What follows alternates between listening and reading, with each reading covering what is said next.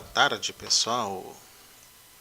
Muito boa tarde mesmo neste dia 13 de novembro de 2024, que é para ser, né, um dia mais que relevante para esse assunto que a gente gosta tanto, né, que é a ufologia. E já estou aqui atrás, vocês podem ver aqui, né, aqui, invertida a minha tela.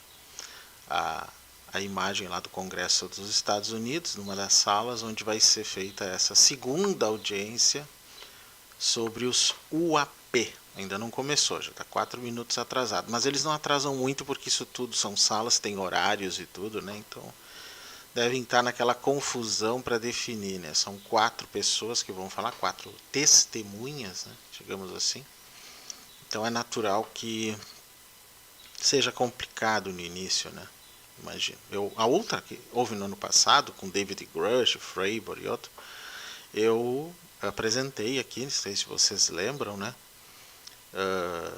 Foi interessante, que foi quando começou a se falar mais ainda sobre inteligências não humanas, né? Lembram? E agora, então, isso gerou uma celeuma maior. E vamos ver o que vai acontecer hoje. Até vou diminuir um pouco a minha imagem aqui, para já facilitar a vida de vocês, mostrando aqui, né, a sala 2154, né, que já vai começar, como diz aqui, já está bem atrasadinha. Enquanto ela não começa, aí eu ajeito o áudio, vejo algumas coisas aqui, eu vou apresentando, né, eu vou deixar baixinho aqui para não estourar demais para vocês. Depois a gente ajusta na hora. Que esse aqui que eu tô é o oficial lá do GOP Oversight, né, que é da onde ele é transmitido, e outros canais que estão retransmitindo essa audiência estão usando a mesma fonte. Então eu e todo mundo está usando a mesma fonte. A diferença são os comentários que a gente faz, né? O mais importante são as informações mais relevantes desse tipo de coisa, né? Então, o que é que vai acontecer hoje? Enquanto eles não começam, eu já vou, né, até colocando isso. E se vocês quiserem comentar alguma coisa aí, fiquem à vontade, dando boas-vindas para o nosso novo apoiador prata, o Renan Santos, que está aqui, chegou acho que hoje, né? Ele me falou. Acho que hoje. E enquanto isso eu vou falar um pouquinho sobre o que vai acontecer, né, em instantes, né, talvez daqui a pouquinho já entra mesmo. Um artigo do Brad Tingley, lá do Space.com, que é um dos sites que está inclusive apresentando também essa audiência, disse o seguinte: o Congresso dos Estados Unidos realizará uma outra audiência sobre OVNIs, ou o AP como eles chamam lá, hoje, né? O governo dos Estados Unidos está realizando, então, outra audiência sobre OVNIs hoje, hein, que a gente pode estar vendo aqui. OVNI, eu falei OVNI em português, antigamente dizia UFO, né, UFO, mas hoje eles usam o termo UAP, UAP ou WAP, como alguns dizem em português. O WAP inicialmente referia-se a Unidentified Aerial Phenomena, fenômenos aéreos não identificados. Mas logo depois eles perceberam que não eram só aéreos, eram no espaço, eram no mar, né, em lagos e outros lugares. Então, vários domínios, como eles chamam, all domain. Aí eles trocaram o aerial por anômalos, fenômenos anômalos. Então, UAP quer dizer fenômenos anômalos não identificados. Esse é inclusive o título da audiência aí, né? Então, o Comitê de Supervisão e Responsabilidade da Câmara dos Representantes dos Estados Unidos vai administrar essa audiência, que é intitulada Fenômenos Anômalos Não Identificados, Expondo a Verdade. Esse é o nome específico dessa audiência, né? Exposing the Truth. Acho que está entrando um áudio aí.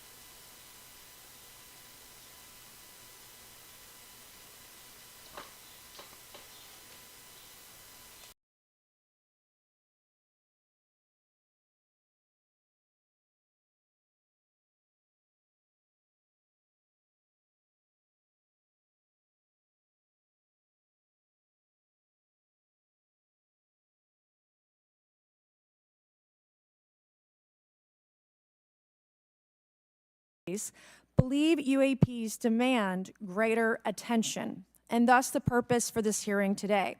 Former National Security Advisor H.R. McMaster said on Bill Maher's program that, quote, there are phenomena that have been witnessed by multiple people that are just inexplicable by the to us.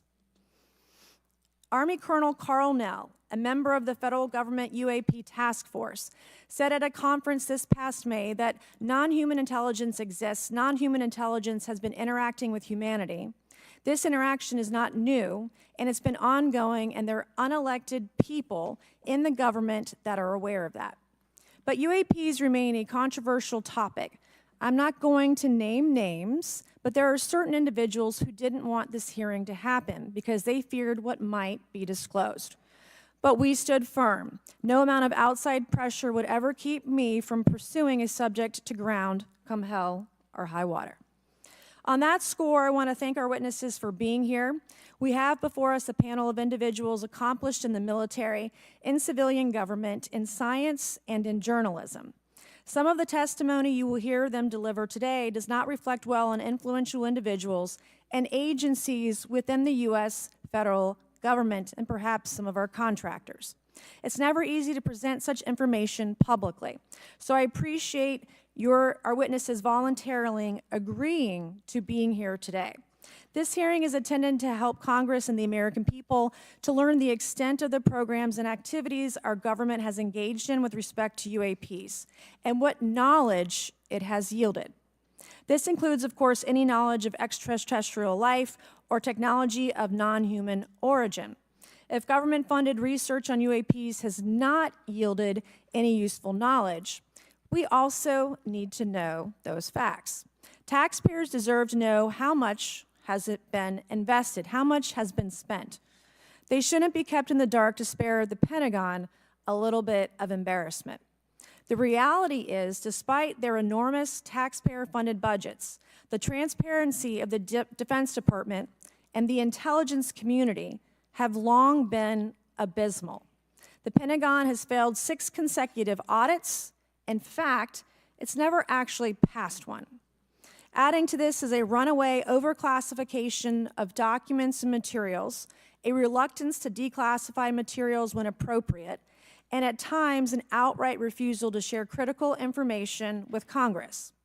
In short, it's not a track record that instills trust. So Congress has tried in recent years to lift the veil and find out if information about UAPs is being withheld, not only from the American public, but also from their elected representatives in Congress. Part of the transparency effort was legislation created in the Pentagon, the All-Domain Anomaly Resolution Office, or AARO, but the new office is struggling to get its footing. A recent statutorily required report from AARO, intended to illuminate the government's historic assessment of UAPs, was heavily criticized by those seeking UAP transparency.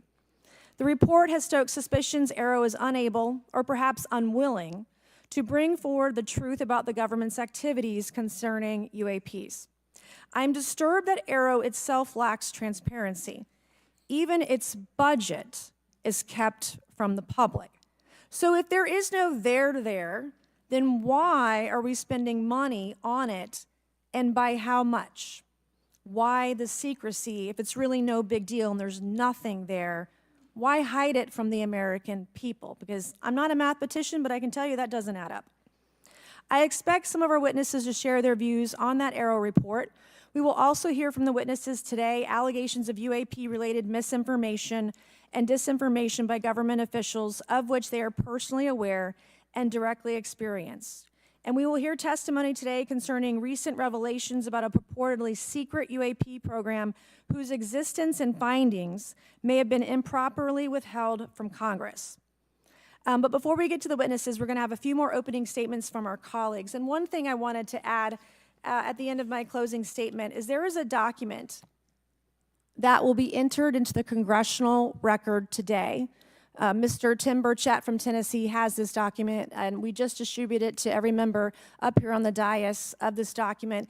But this is going to be the original document from the Pentagon about Immaculate Constellation that Michael Shellenberger delivered to Congress today. So thank you, Mr. Shellenberger, for this information. We are all reading it in real time now, and Mr. Burchett will enter it into the record. But 12 pages about this unacknowledged special access program that your government says does not exist.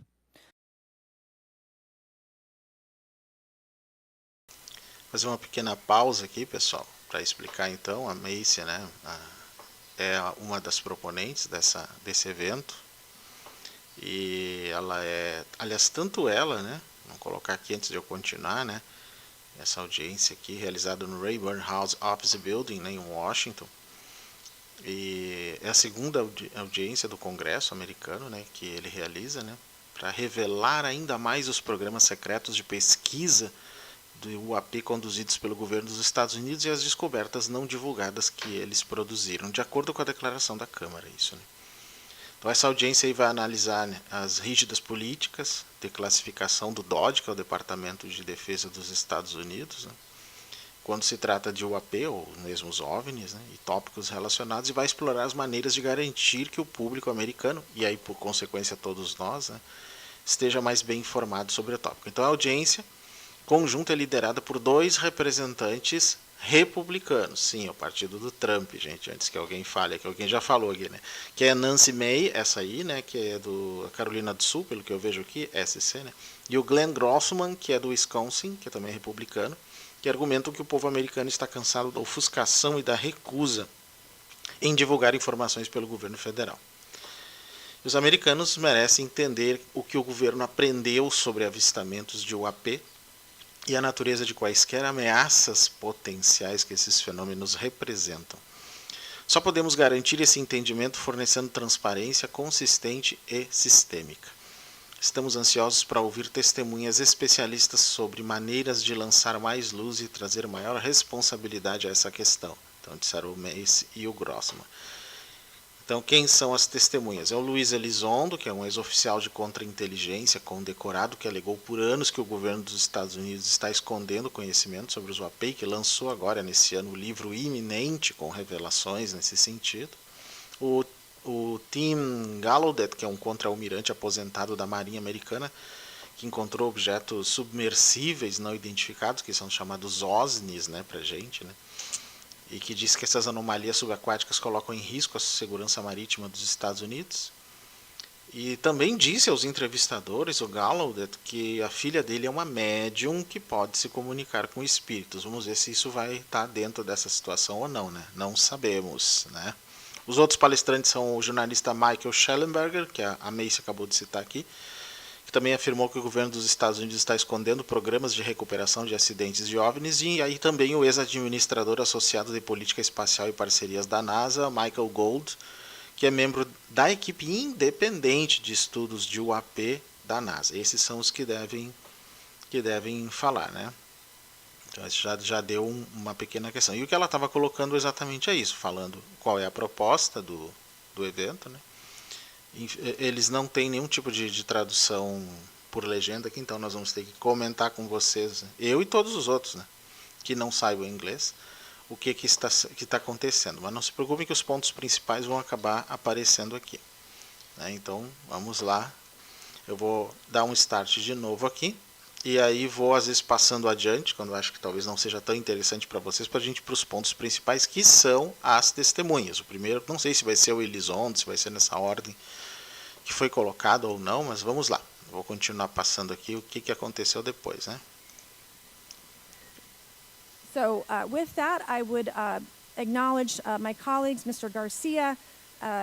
I want to say, first of all, to Mr. Connolly, who cannot be here today, the ranking member on my subcommittee on cybersecurity, I want to say that I was greatly saddened to hear about the recent news of Mr. Connolly's cancer diagnosis, and I want to convey to him and to all of our colleagues, we wish our very best to you and a full and speedy recovery. And with that, I would acknowledge Mr. Garcia for 5 minutes. Thank you.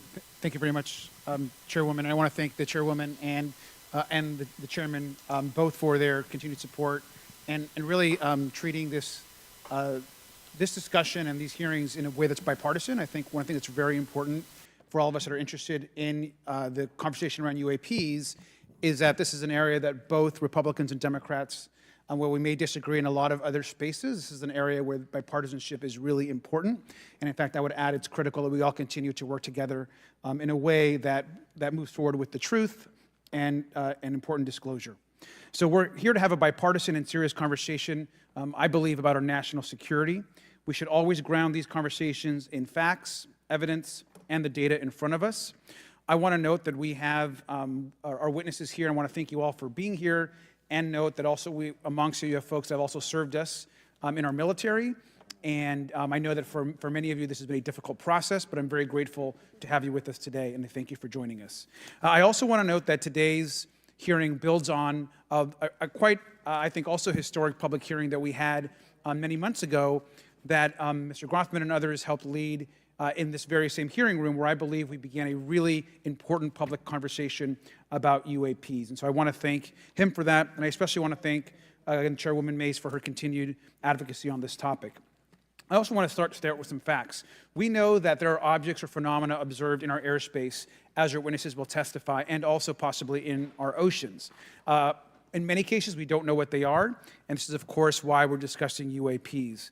Now, the All-Domain Anomaly Resolution Office, AARO, has reported hundreds of UAPs that remain, quote, uncharacterized and unattributed, and which, quote, appear to have demonstrated unusual flight characteristics or performance capabilities and require further analysis. This is our own AARO office. Now, we shouldn't prejudge what they might be.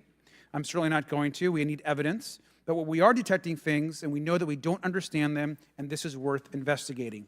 Now, the American people have legitimate questions, and I believe it's critical that Congress should help address them. This is about the truth and science and facts. Now, transparency and faith in our institutions is vital in a good democracy.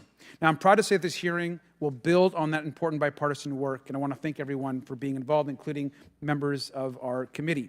Now, in our last hearing in July, we heard testimony that a significant number of pilots of major airlines have witnessed UAPs as well, but have no real confidential way of reporting them to the government.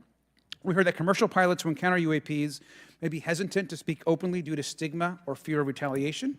We also know that AARO has reported that, and I want to quote, that most reports still reflect a bias towards restricted military airspace, a result of reporting from military personnel and sensors present in such areas. And so the lack of ability for civilian pilots raises real safety concerns and limits our ability to understand UAPs. This is a particular piece of this conversation that I am very interested in.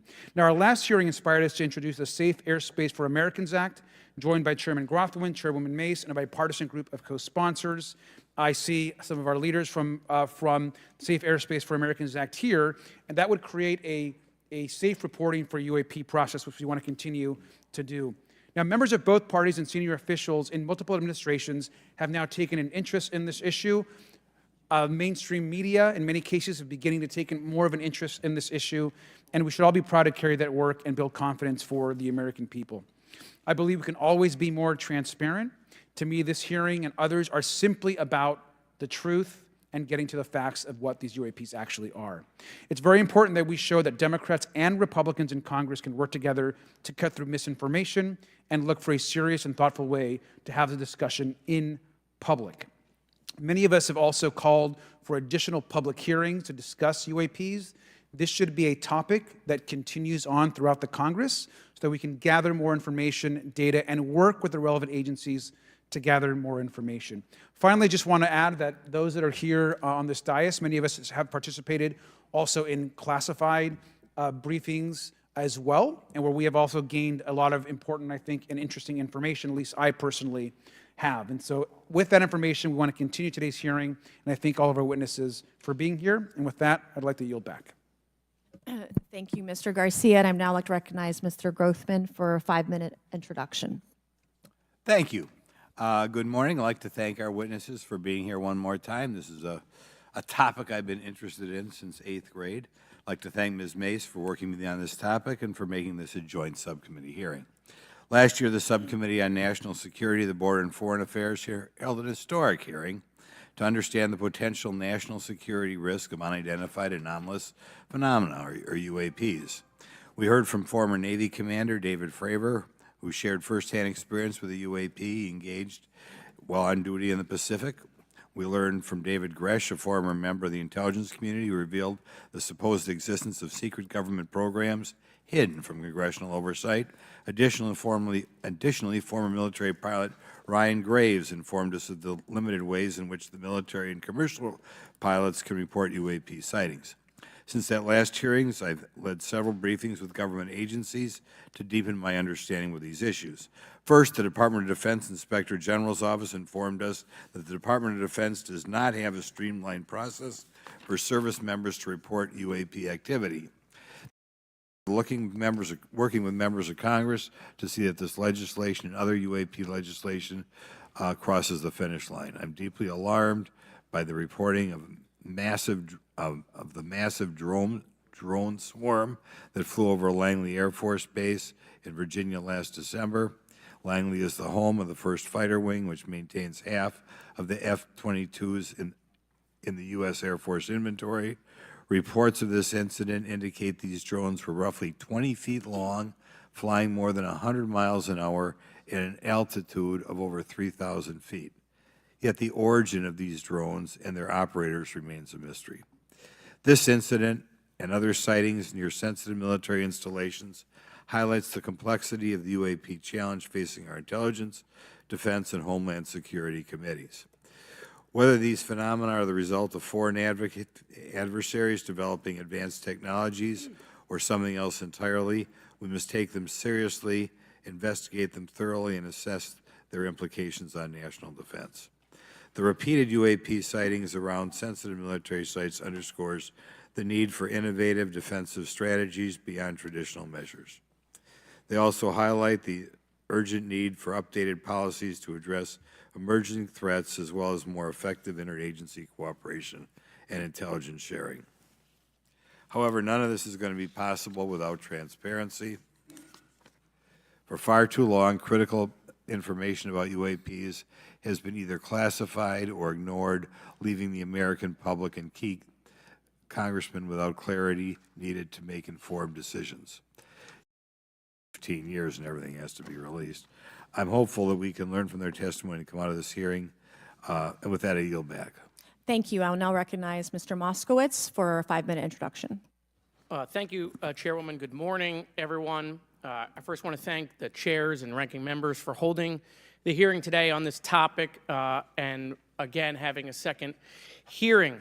I want to thank the witnesses for coming forward today to share your expertise on UAPs and the need to build trust through transparency. But first, I want to mention, you might be wondering why Chairman Comer has allowed me to be a ranking member today, but it's really only because our dear friend, Jerry Connolly, is not here. As Chairwoman Mace mentioned, he was diagnosed with esophageal cancer, and all of us on this committee know Jerry, and he's a fighter, and we're praying for him and hoping for his speedy recovery. So today's hearing marks this committee's second meeting dedicated to UAP transparency.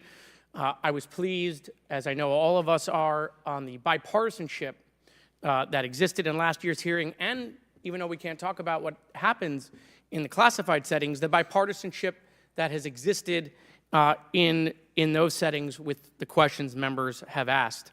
Last year's hearing was a great example of open dialogue about UAPs, and we must remain committed to sharing information with the American people. And I think you see that commitment based on the people here and the commitment across the political spectrum. I personally have worked with multiple members of this committee, but I want to particularly thank Congressmen Burchett, Mace, Luna, and Garcia for working on bipartisan pieces of legislation. In recent years, Congress has taken numerous bipartisan steps towards greater transparency. In 2022, in the NDAA, we created the All-Domain Anomaly Resolution Office to investigate unidentified flying objects. Following AARO, along with ODNI, released an unclassified report on UAP sightings. Of the 366 sightings included in the report, 171 remain uncharacterized, with some of these appearing to have demonstrated unusual flight characteristics or performance capabilities. That's a nice way of saying we don't want to tell you what they are. In March, AARO revealed a report on the historical record of U.S. government involvement with UAPs, which covered investigatory efforts going back from 1945 to the present day. Earlier this year, I joined Congressman Burchett to introduce the UAP Transparency Act, which would require the declassification of all documents related to UAPs with many other members of this committee. In fiscal year 2024, the NDAA required the National Archives and Records Administration to establish the Unidentified Anonymous Phenomena Records Collection. This collection will include digital copies of all unidentified UAP records that can be publicly disclosed.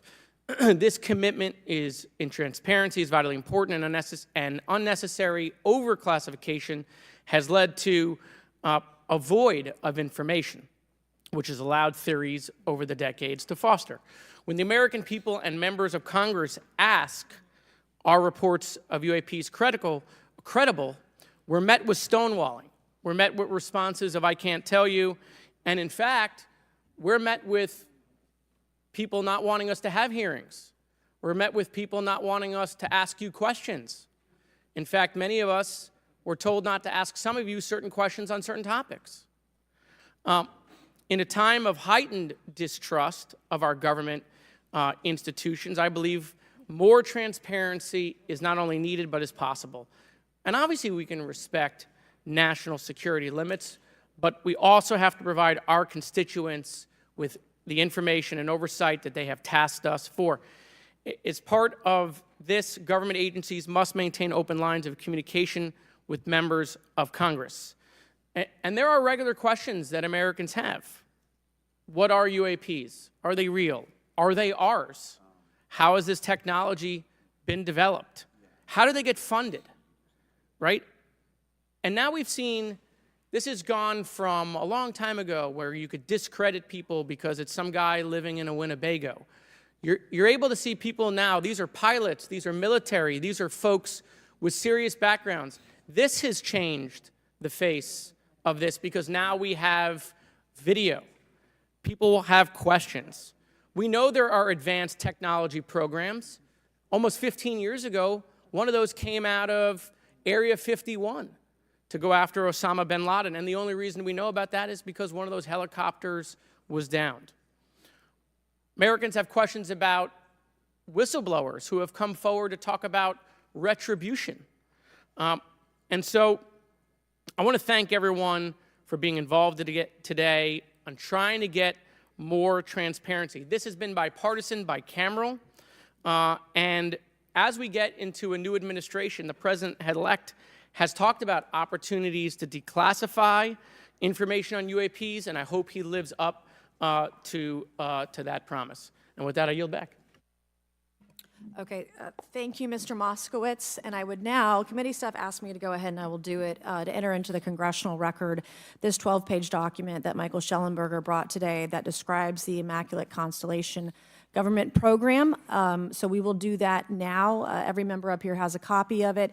The first section talks about the unacknowledged special access program called Immaculate Constellation, and the second section about USG imagery intelligence. And Representative Luna just told me if I say Immaculate Constellation, I'll be on some list. Maybe a FISA warrant, so come at me, bro, I guess. But without objection, entered in the record.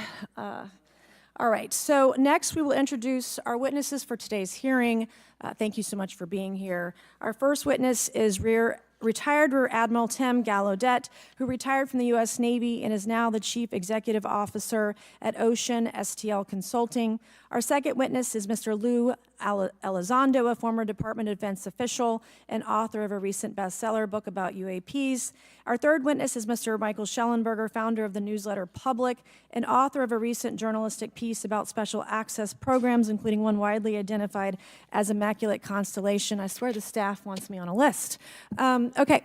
And our last witness today is Mr. Michael Gold, a former NASA official who is also a member of the NASA UAP Independent Study Team. Welcome, everyone. We are pleased to have you today. Pursuant to Committee Rule 9G, the witnesses will please stand and raise your right hands. This is where it gets real.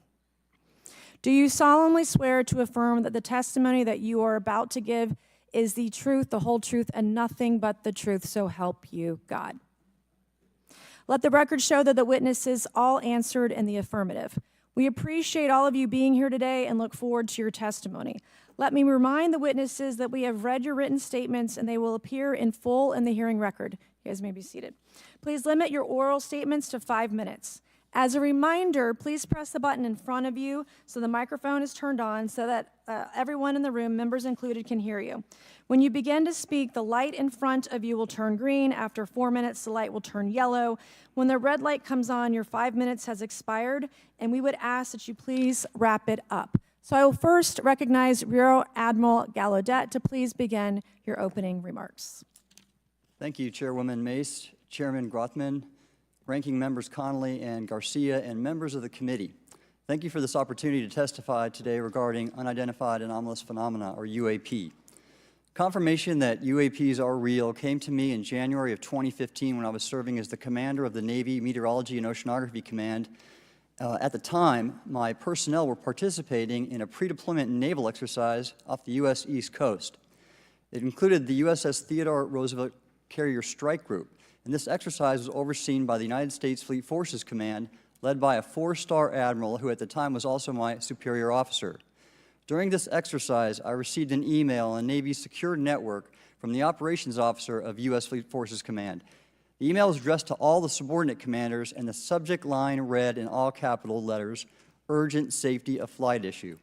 The text of the email was brief but alarming, with words to the effect, "If any of you know what these are, tell me ASAP. We are having multiple near mid-air collisions, and if we do not resolve this soon, we are going to have to shut down the exercise." Attached to the email is what is now known as the Go Fast video, captured on the forward-looking infrared sensor of one of the Navy F-A-18 aircraft participating in the exercise. The now declassified video showed an unidentified object exhibiting flight and structural characteristics unlike anything in our arsenal. The implication of the email was clear. The author was asking whether any of the recipients were aware of classified technology demonstrations that could explain these objects. Because the DoD policy is to rigorously deconflict such demonstrations with live exercises, I was confident this was not the case. The very next day, that email disappeared from my account and those of the other recipients without explanation. Moreover, the commander of Fleet Forces Command and the operations officer never discussed the subject. Even during weekly meetings specifically designed to address issues affecting exercises like the one in which the Theodore Roosevelt Strike Group was participating. This lack of follow-up was very concerning to me. As the Navy's chief meteorologist at the time, I was responsible for reducing safety of flight risks. Yet it appeared to me that no one at the flag officer level was addressing the safety risk posed by UAPs. Instead, pilots were left to mitigate these threats on their own without guidance or support. I concluded that the UAP information must have been classified within a special access program managed by an intelligence agency. That is a compartmented program that even senior officials, including myself, were not read into. Last year's UAP hearing before this oversight committee confirmed that UAP-related information is being withheld from senior officials and members of Congress. And just this week, I learned from former DoD official Chris Mellon that satellite imagery of UAP from a few years ago still has not been shared with Congress. Equally concerning, last year's UAP hearing also revealed that elements of the government are engaged in a disinformation campaign to include personal attacks designed to discredit UAP whistleblowers. Having never signed a non-disclosure agreement regarding UAPs, and now as a private citizen, I've become an advocate for greater UAP transparency from the government. The continued overclassification surrounding UAPs has not only hindered our ability to effectively address these phenomena, but has also eroded trust in our institutions. While I applaud previous bipartisan legislation passed by Congress concerning UAPs, a more comprehensive approach is needed to address the broader implication of UAP on public safety and national security, as well as the socioeconomic opportunities that open UAP research could unlock. Therefore, I recommend Congress take the following action, which I believe will receive bipartisan support. First, establish robust oversight of the executive branch's management of UAP information by directing key officials, beginning with the director of the DoD's All-Domain Anomaly Resolution Office, to provide comprehensive briefings on what the government knows about UAP and does not know. Two, enact the provisions of the UAP Disclosure Act that establish a UAP Records Review Board to ensure independent oversight, transparency, and accountability in the government's handling of UAP information. And three, strengthen the UAP Disclosure Act and future reauthorizations with provisions that mandate a whole-of-government approach to addressing UAP. In closing, I will share my personal reasons for speaking out on this topic. First, as a former science agency leader, having led the National Oceanic and Atmospheric Administration, I've always sought the truth in human knowledge and thought. Now that we know UAP are interacting with humanity, and these include unidentified submerged objects in the ocean, we should not turn a blind eye, but instead boldly face this new reality and learn from it. Additionally, at a time when leaders in government leave much to be desired, I feel obligated to show moral leadership on this issue of UAP disclosure by validating the credibility of the courageous men and women who have come out as witnesses and whistleblowers to expose the truth. My speaking out has encouraged others to do the same, and it's my hope over time that a number of your constituents will want to know the truth and about UAP, and this number will increase to such an extent that the congressional action I have just recommended will become inevitable. Thank you, and I look forward to your questions. Thank you. I will now recognize Mr. Elizondo for his opening statement. Greetings, Chairwoman Mace, Chairman Grothman, Ranking Members Connolly and Garcia, and members of the committee. It is my honor and privilege to testify before you on the issue of unidentified anomalous phenomenon, formerly known as UFOs. On behalf of our brave men and women in uniform and across the intelligence community, as well as my fellow Americans who have awaited this day, thank you for your leadership on this important matter. Let me be clear, UAP are real. Advanced technologies not made by our government or any other government are monitoring sensitive military installations around the globe. Furthermore, the U.S. is in possession of UAP technologies, as are some of our adversaries. I believe we are in the midst of a multi-decade secretive arms race, one funded by misallocated taxpayer dollars and hidden from our elected representatives and oversight bodies. For many years, I was entrusted with protecting some of our nation's most sensitive programs. In my last position, I managed a special access program on behalf of the White House and the National Security Council. As such, I appreciate the need to protect certain sensitive intelligence and military information. I consider my oath to protect secrets as sacred, and I will always put the safety of the American people first. With that said, I also understand the consequences of excessive secrecy and stovepiping.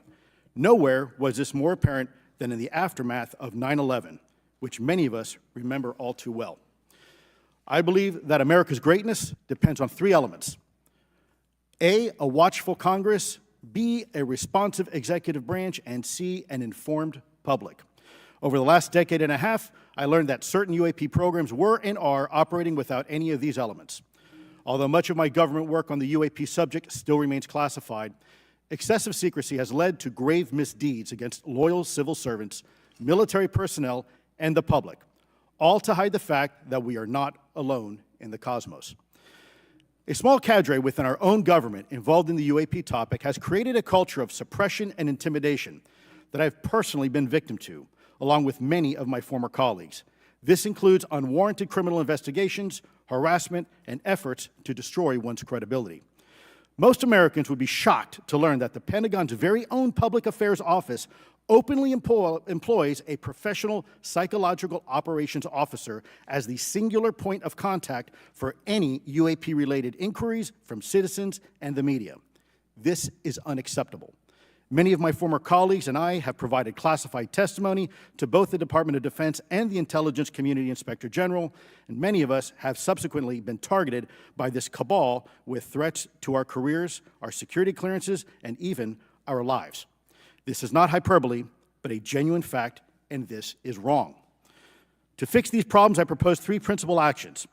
First, Congress and the President should create a single point of contact responsible for a whole-of-government approach to the UAP issue. Currently, the White House, CIA, NASA, the Pentagon, Department of Energy, and others play a role, but no one seems to be in charge, leading to unchecked power and corruption. Second, we need a national UAP strategy that will promote transparency and help restore the American public's trust at a time when the public's trust is at an all-time low. This strategy should include a whole-of-government approach, including the academic and scientific communities, the private sector, and our international partners and allies.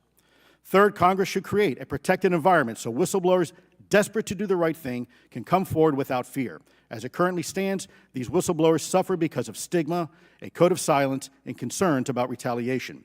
These whistleblowers should be encouraged to come forward in ways that protect them against any forms of retaliation. Policies and procedures should ensure that protection, and for those who refuse to cooperate, it is up to the members of this committee and the other lawmakers to wield their subpoena power against hostile witnesses and prevent additional government funding to those UAP efforts that remain hidden from congressional oversight. In closing, we as Americans have never been afraid of a challenge. In fact, we thrive on them, whether it's eradicating polio or going to the moon.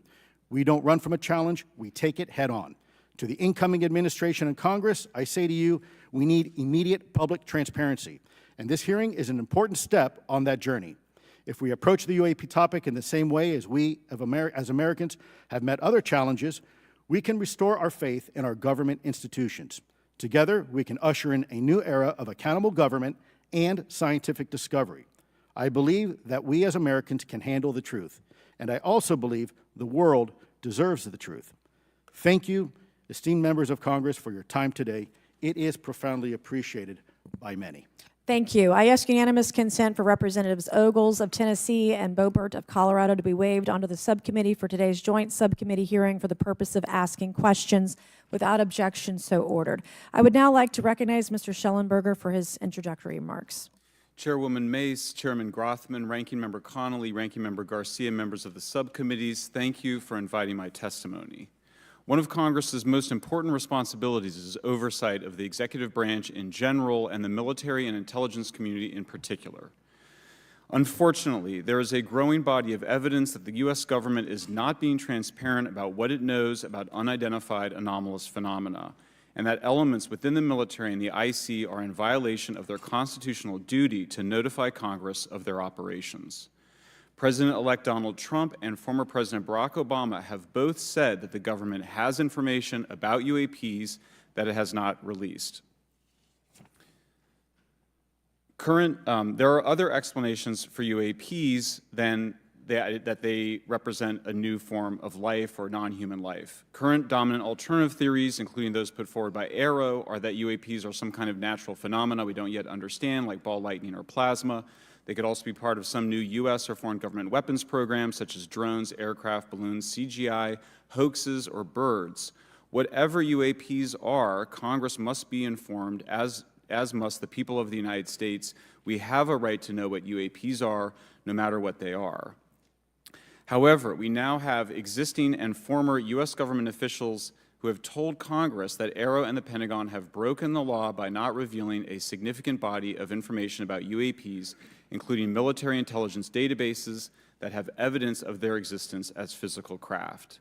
One of those individuals is a current or former U.S. government official acting as a UAP whistleblower. This person has written a report. This is the report that says the executive branch has been managing UAP, NHI issues without congressional knowledge, oversight, or authorization for some time, quite possibly decades. Furthermore, these individuals have revealed the name of an active and highly secretive DoD unacknowledged special access program, or USAP. The source of that document told me, that the USAP is a strategic intelligence program that is part of the U.S. military family of longstanding, highly sensitive programs dealing with various aspects of the UAP problem. The new UAP whistleblower claims that the U.S. military and IC database includes videos and images taken using infrared, forward-looking infrared, full-motion video, and still photography. The report that was just shared with Congress says Immaculate Constellation serves as a central or parent USAP that consolidates observations of UAPs by both tasked and untasked collection platforms. Immaculate Constellation includes high-quality imagery intelligence and measurement and signature intelligence of UAPs, the whistleblower's report adds. The sources of this intelligence are a blend of directed and incidental collection capabilities, positioned in low Earth orbit, the upper atmosphere, as well as military and civilian aviation altitudes and maritime environments. The report to Congress details in detail various UAPs, including spheres, orbs, disks, saucers, ovals, triangles, boomerang, arrowhead, and irregular organic. The report describes various incidents found in the human intelligence databases. One involved orbs surrounding and forcing an F-22 out of its patrol area. In another incident, the crew of a Navy aircraft carrier watched a small orange-red sphere rapidly descend from a high altitude of 100 to 200 yards directly above the flight deck of the CVN, or aircraft carrier. And since my reporting on this Immaculate Constellation last month, another source came forward who told me that they saw a roughly 13-minute long, high-definition, full-color video of a white orb UAP coming out of the ocean approximately 20 miles off the coast of Kuwait. It was filmed from a helicopter. Then halfway through the video, the person said the orb is joined by another orb that briefly comes into the frame from the left before rapidly moving again out of the frame. The person discovered the video on SIPR, the Secure Internet Protocol Router Network, which the DoD uses to transmit classified information. A leading UAP researcher who utilizes the Freedom of Information Act to find out what the government knows, John Greenwald, told me last year that the U.S. government had been increasingly denying his requests for UAP information. He has been doing FOIA requests for 27 years and has an archive of 3 million pages. The government has for decades denied any interest in UFOs, he told me, but the documents that he has assembled show that behind the scenes it was a completely different story. Contrary to the hopes of many advocates of transparency, the government has been restricting more information since the leak of 3 UAP videos in 2017. The DoD organization AARO has been labeling many documents with a B7 exemption, which Greenwald says does not make any sense. They're stating that anything AARO does is involved in law enforcement investigation, which allows AARO to not release it. Greenwald says that the DoD has denied the existence of a UAP and ATIP-related records on multiple occasions, only to acknowledge them after an appeal was filed. He added that the Naval Air Systems Command in March 2022 stated they found no additional UAP videos. It seemed strange that they had 3 and only those 3, but other requests had been filed by the Black Vault, that's John Greenwald's group, to seek out more places UAPs might be hiding. Then in September 2022, the Navy admitted that the UAP-related videos and photographs existed, but denied the request in full for their release, saying that the requested videos contain sensitive information that are classified and exempt from disclosure. The DoD will deny things on a Monday and then admit to it on a Friday, said Greenwald. He said the government can and does release videos that protect secret methods of capturing it. They fall back on the sensitive platform excuse a lot, he said. However, the on-screen information can be blurred and scrubbed. The metadata can be removed. I'll show you this example here. This is a presentation from the UATP task force. This is completely absurd. It's nuts, this level of censorship, of redaction on a document. It shows the redaction of how many reports they've collected, for how many years. 2 of the 3 potential explanations are blacked out.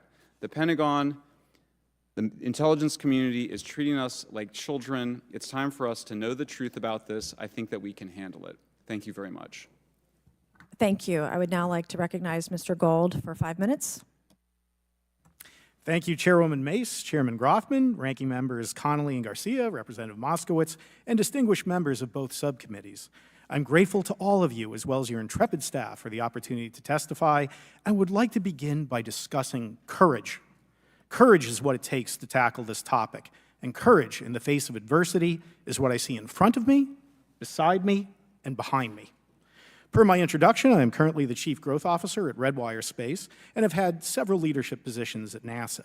That being said, I want to be clear that I am speaking exclusively on my own behalf and not for Redwire, NASA, or any other organization. However, I am here today to speak out for science. Science requires data, which should be collected without bias or prejudice. Yet, whenever the topic of UAP arises, those who wish to explore the phenomena are often confronted with resistance and ridicule.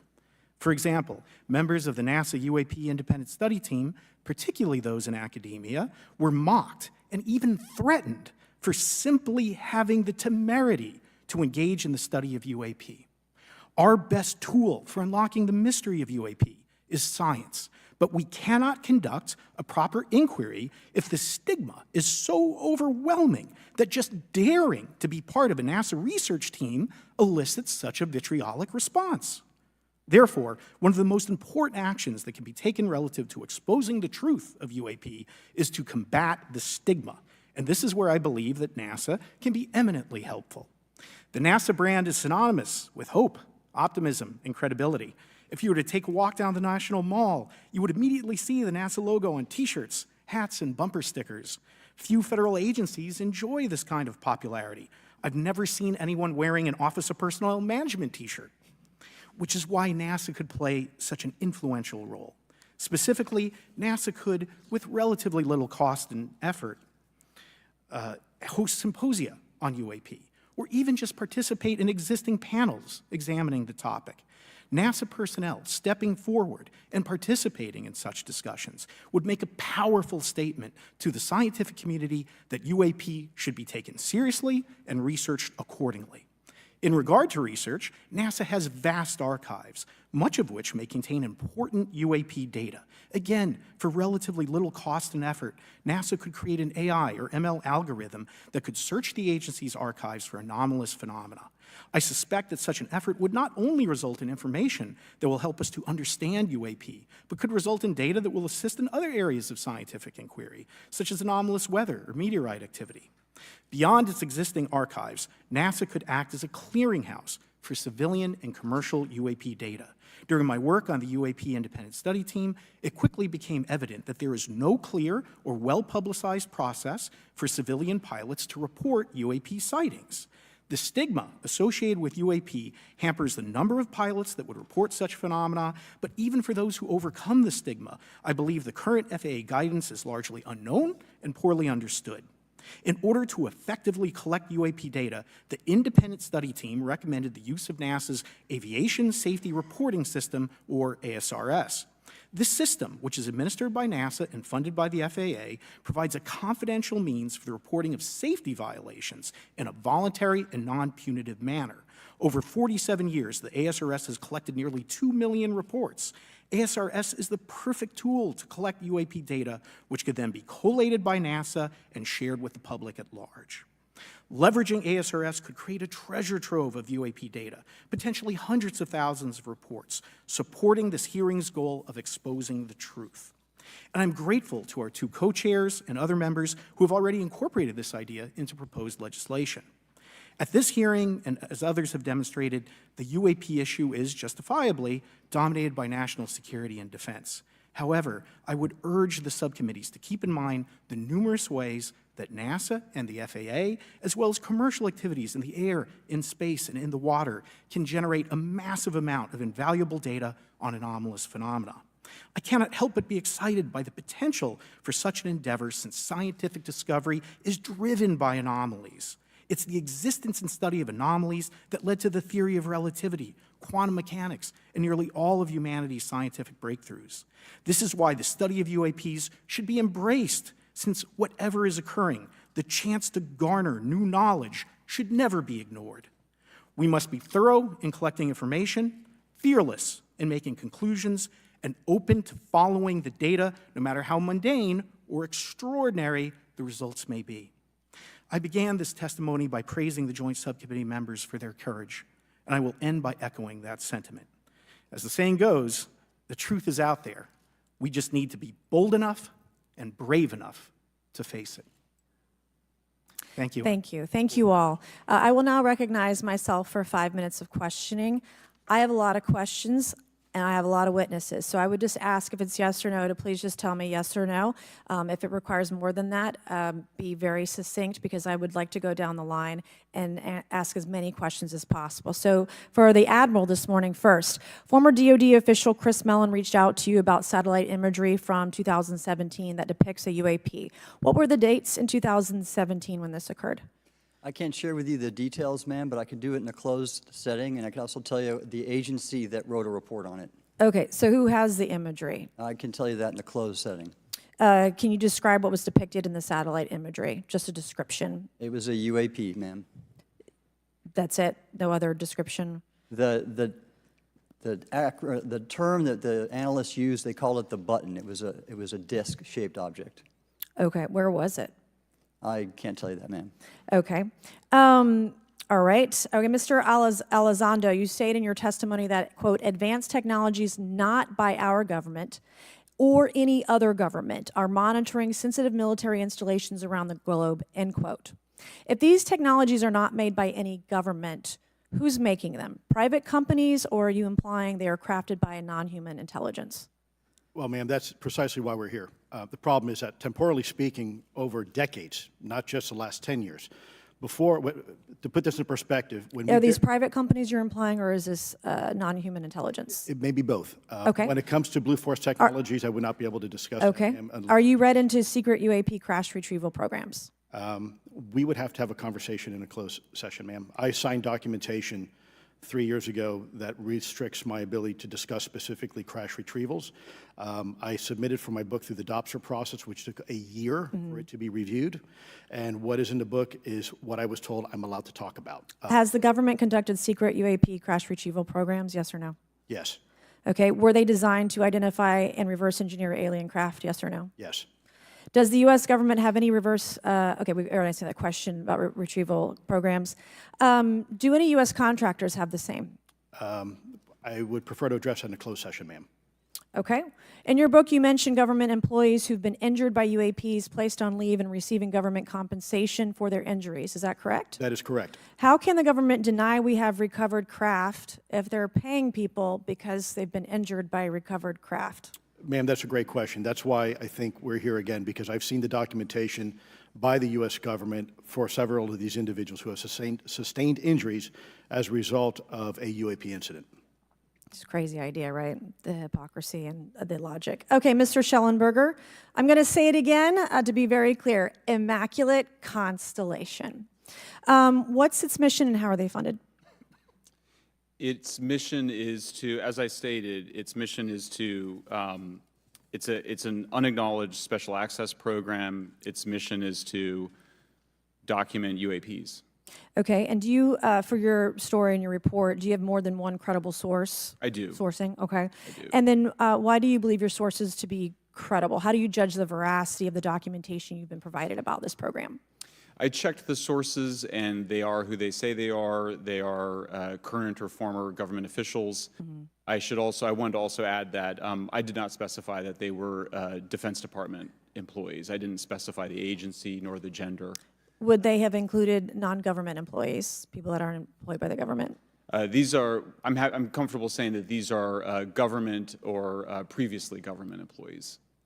Any of them currently employed by a private contractor or private contractors? I'd rather not say. Okay. What's the key takeaway, just a few seconds, about the Immaculate Constellation document you provided us today?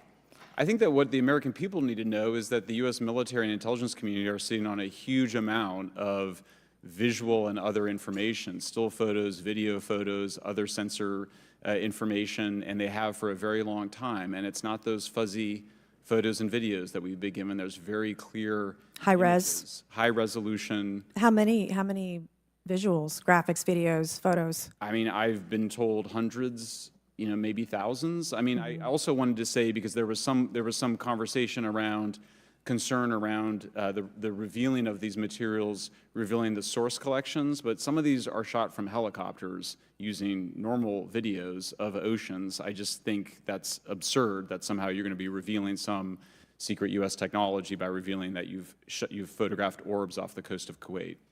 Okay, thank you. I have 8 seconds. Mr. Gold, did the NASA independent study team get briefed on what you call OSAP? Very quickly. I flagged the Advanced Aerospace Weapons System Classification Program to our chair and our DFO. We did not get briefed, but I believe it is definitely worth looking into. That was probably the largest UAP review effort ever, and I think produced a lot of interest data, including revealing Nimitz. I don't know if my fellow witness, Lou, might want to, he did yeoman's work on it, might want to comment. Okay. All right, I'm going to turn to Mr. Moskowitz, who will be recognized for 5 minutes of questioning. Thank you, Madam Chairwoman. So, Mr. Gold, you gave a whole diatribe for a couple of minutes about UAPs, science, data collection, stigma. A lot of non-believers in all of this would just ask a very simple question. Why? Why is it so hard, right? Like, why are people, anytime they ask, why are they always thwarted? Why are they always judged? Why is they always have misinformation spread? Why is there always retribution? Why is it always met with an ear? What's the why? If it doesn't exist, why is it such a problem? I think if you go through the history of science, Representative, it is always difficult for breakthroughs and new information, regardless of whether it's UAP or any other kind of discovery. And in science, we're supposed to be open, but when you break with the orthodoxy of what's believed, whether it's Galileo saying that the Earth doesn't rotate, or the Earth rotates around the sun, or the sun doesn't rotate around the Earth, it's always challenging for new beliefs. And the more extraordinary those discoveries, the more extraordinary those new beliefs, it's very difficult. So I think this is natural. There's natural conservatism that when it comes to science, but this issue in particular has been very difficult where, again, even to attempt to study it becomes problematic. But every hearing like this, every news report, every video, documentaries. I was privileged to be a part of something Dan Fair is putting together. I think many of us have interviewed for it, documentary over 30 different government officials. Every brick in the wall will help get us closer to getting to the truth. I appreciate that. Mr. Elizondo, did I have that correct? Sir. I'm a recovering lawyer, so I'm going to put my hat on for a second. You said you signed a document. Love that. Who gave that to you? The U.S. government, sir. Okay, you have a copy of it? It is stored in a SCIF right now. I do not have possession of it. The U.S. government does. What department of the U.S. government gave you this document? I will say the Department of Defense. Unfortunately, I can't say in this forum much more than that. You specifically said the document said you can't talk about crash retrieval. Well, you know, you can't talk about Fight Club if there's no Fight Club. Correct. Okay, I'm just making an observation. Yes, sir. So that document that you signed, that you said exists, specifically said you can't talk about crash retrieval. Correct, sir. It was a limitation on what because already I'd been speaking publicly about the topic, and so the document said you can continue saying X, Y, Z, but you cannot discuss the topic. When you of crash give retrievals. me the atmosphere of signing this document. You're in a room by yourself, I'm in a SCIF with a security officer, sir. just one-on-one. Anybody else? There may have been an assistant as well. It was in a SCIF within a Department of Defense facility. Give me your background real quick. My background is I went to school to study microbiology and immunology, entered into the U.S. Army, and after a very short stint in military intelligence, I became a counterintelligence special agent. As a civilian, later on I became a special agent in charge, running investigations in counterterrorism and counterespionage primarily, with some experience in counterinsurgency and counternarcotics. And then in 2009 timeframe, when I came back to the Pentagon after a tour with the Director of National Intelligence, I quickly became part of a program that was originally called OSAP that evolved into the program now called ATIP, which is where those videos that we now see, the Go Fast, the Gimbal, the FLIR, that was part of our effort, sir. Right. So you're not some conspiracy theorist. You actually have a legitimate background. Well, sir, I'm certainly not a conspiracy theorist. I'm fact-based, just a fact. So when you're in this room, I want to paint the picture of everybody. You're in this room, you're by yourself, you're in a SCIF, you're handed a document. How long is the document? It's about a page front and back. So basically, you have some things they call trigraphs, which I cannot, again, talk to. How long were you given to sign the document? As long as I needed, sir. And what if you didn't sign it? Well, I suspect there'd be repercussions. I wouldn't have access to certain information. Were you allowed to ask a lawyer, or weren't allowed to ask for a lawyer to review the document? It wasn't an option, but they probably wouldn't have allowed me to, because the document itself is pretty explicit about you have to be. Wait, you're putting me in an interest. Let me try to thread the needle here. There are certain documents that we have in the U.S. government that allow people to have access to certain programs, whether it's a special, and I'm going to be very generic here, whether it's a special access program or a controlled access program, SAP, CAP, whatnot. How many people have to sign that document? It depends how many people are going to get access to the information, sir. Okay. Last question. Doctor, real quick, can you tell us about the Omaha incident in greater detail? I've read your background, right? Some people would label you as a member of the deep state, since you worked in government for a long period of time. But can you tell us more about that incident? You've written a lot about that.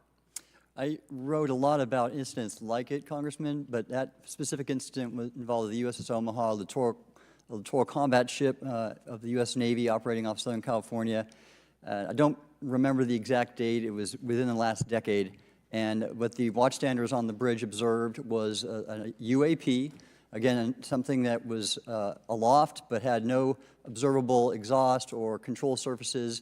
So it was something that couldn't be explained. And then they saw it enter the water from the atmosphere and going through the air-sea interface, and so thus exhibiting transmedium travel. Thank you. I yield back. Thank you. I'll now recognize Mr. Grothman for 5 minutes of questioning. Yeah, we'll start with Mr. Gallaudet. During a previous UAP hearing, Navy Commander David Fravor discussed the TikTok object engaged in 2004. You familiar with the incident, the TikTok incident? Yes, sir. That's almost 20 years ago, right? Yes, sir. It's been said there are more videos, documents, and reports related to this incident. Do you believe the information regarding the TikTok incident should be available to all members of Congress? And in your expertise, what reason would the Department of Defense possibly have for not releasing information that's over 20 years old? Thank you, Congressman. I don't think there's any good reason to withhold information and important data, especially of national security concern from Congress. What would they say? I will speculate, sir, that they don't want to share that kind of information because it reveals weaknesses in our ability to monitor and protect our airspace. Okay. In your written testimony, you claim last year's UAP hearing before this Oversight Committee confirmed that UAP-related information is, well, it's not only being withheld, but that elements of the government are engaging in a disinformation campaign to include personal attacks designed to discredit UAP whistleblowers. Could you elaborate on that statement a little? Yes, sir. Earlier this year, I met with the DoD's All-Domain Anomaly Resolution Office, and what I thought would be a 90-minute meeting just to meet with leadership turned out to be an hours-long influence operation on me, where they attempted to convince me of the validity of the very flawed and error-ridden historical records report.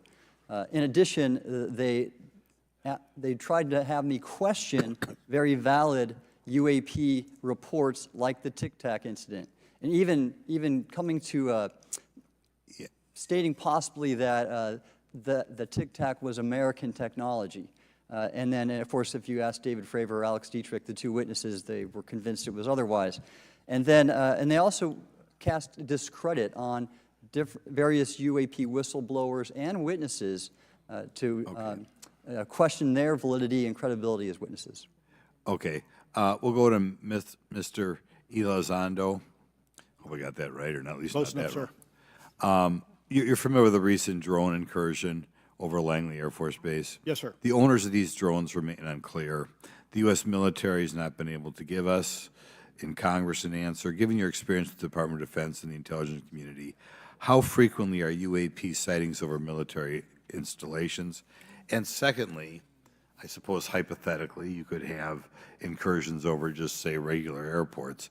Is it obvious these incursions are more likely over military facilities than just a random airport out there? Yes, sir. There's definitely enough data to suggest that there is certainly some sort of relationship between sensitive U.S. military installations, also some of our nuclear equities, and also some of our Department of Energy sites.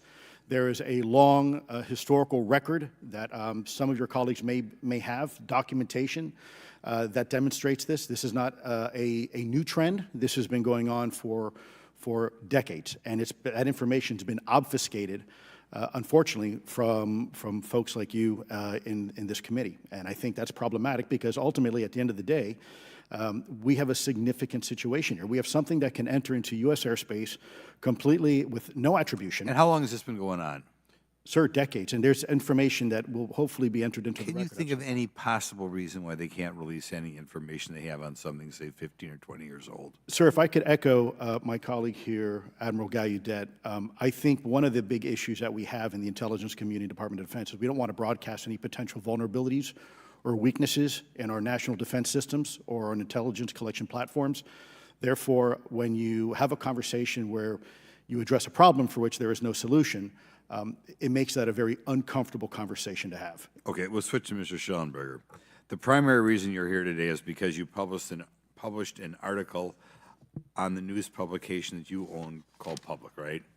Alleging that a new unnamed government whistleblower has come forward asserting that a highly classified program exists dedicated to recovery and reverse engineering of UAP technologies. Can you give us what specific evidence you have or that your source provided you to substantiate the claims about the existence of the Immaculate Constellation program?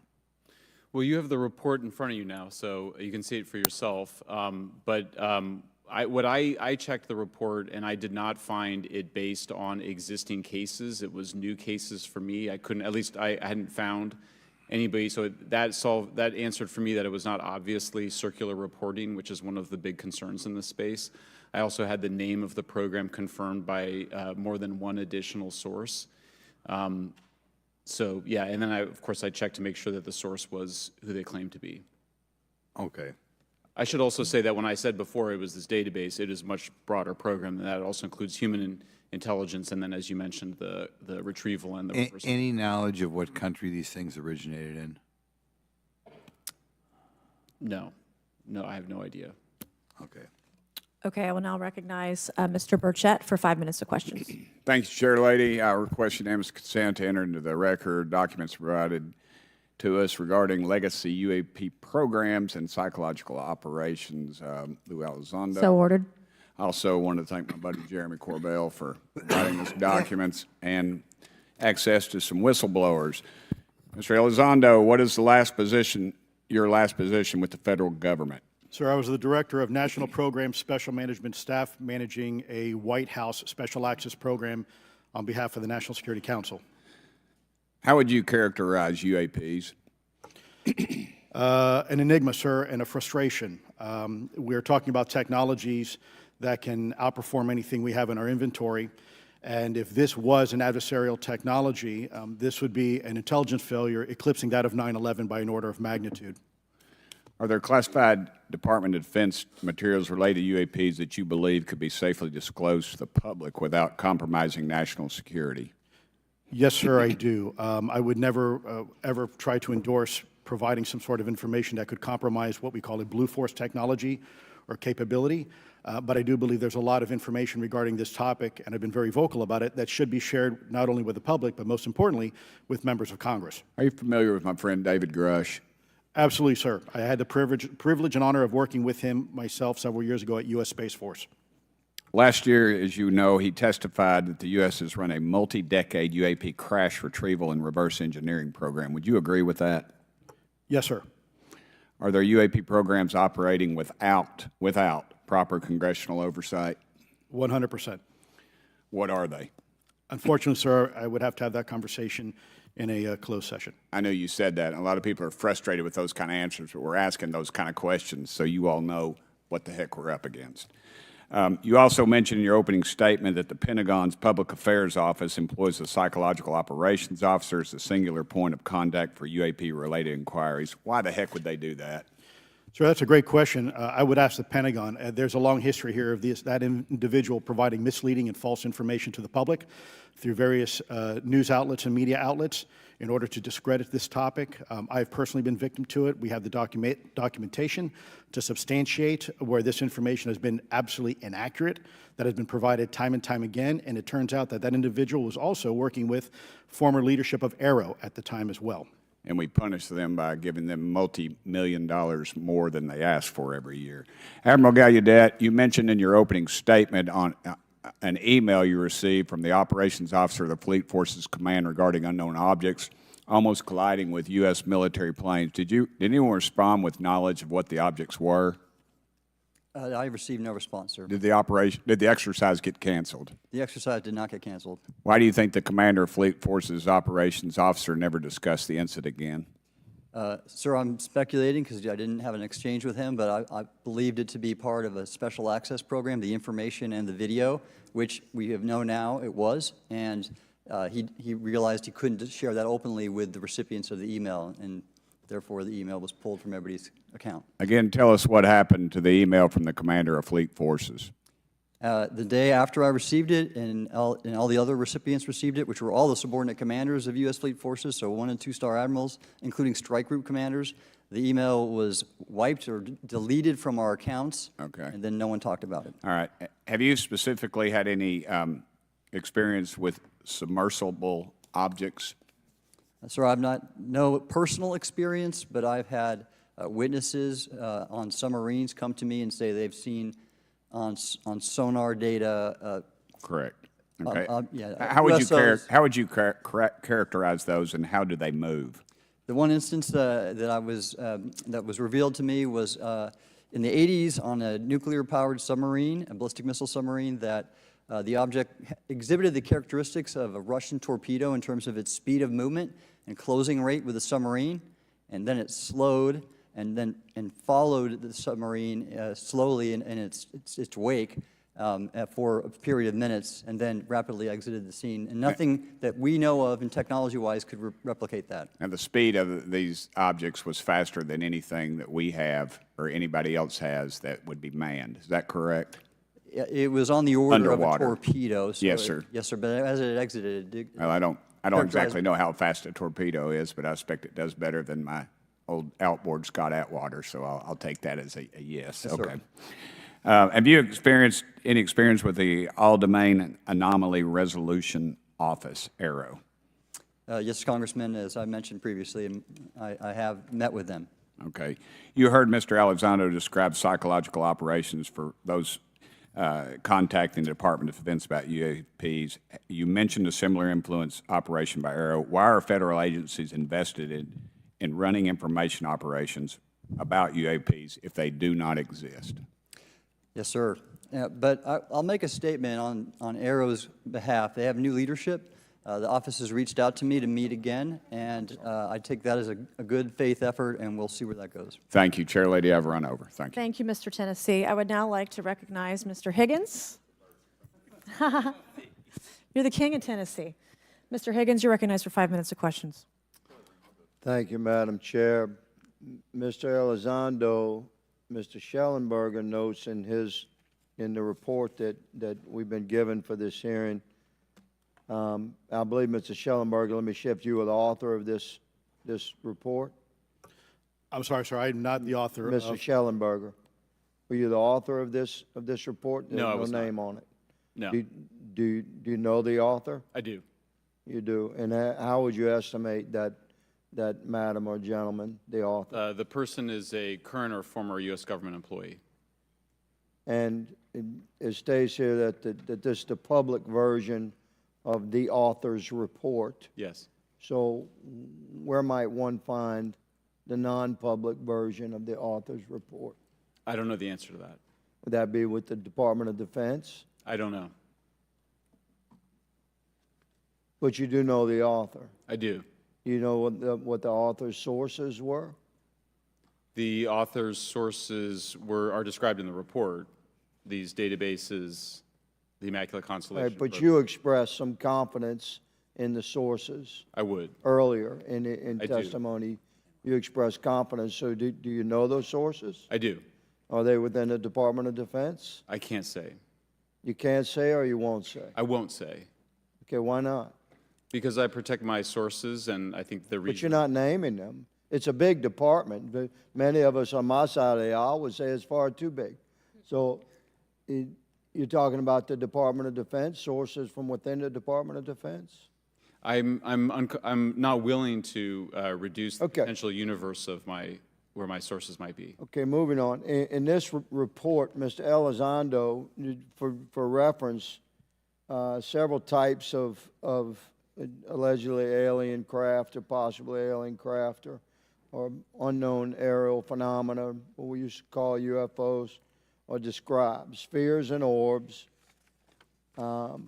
discs and saucers, oval or tic-tac, triangular shape, boomerang and arrowhead, and irregular or organic.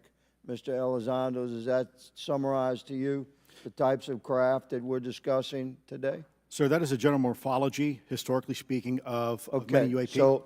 So those descriptions are very different craft. Is it your assessment that they would come of different origins?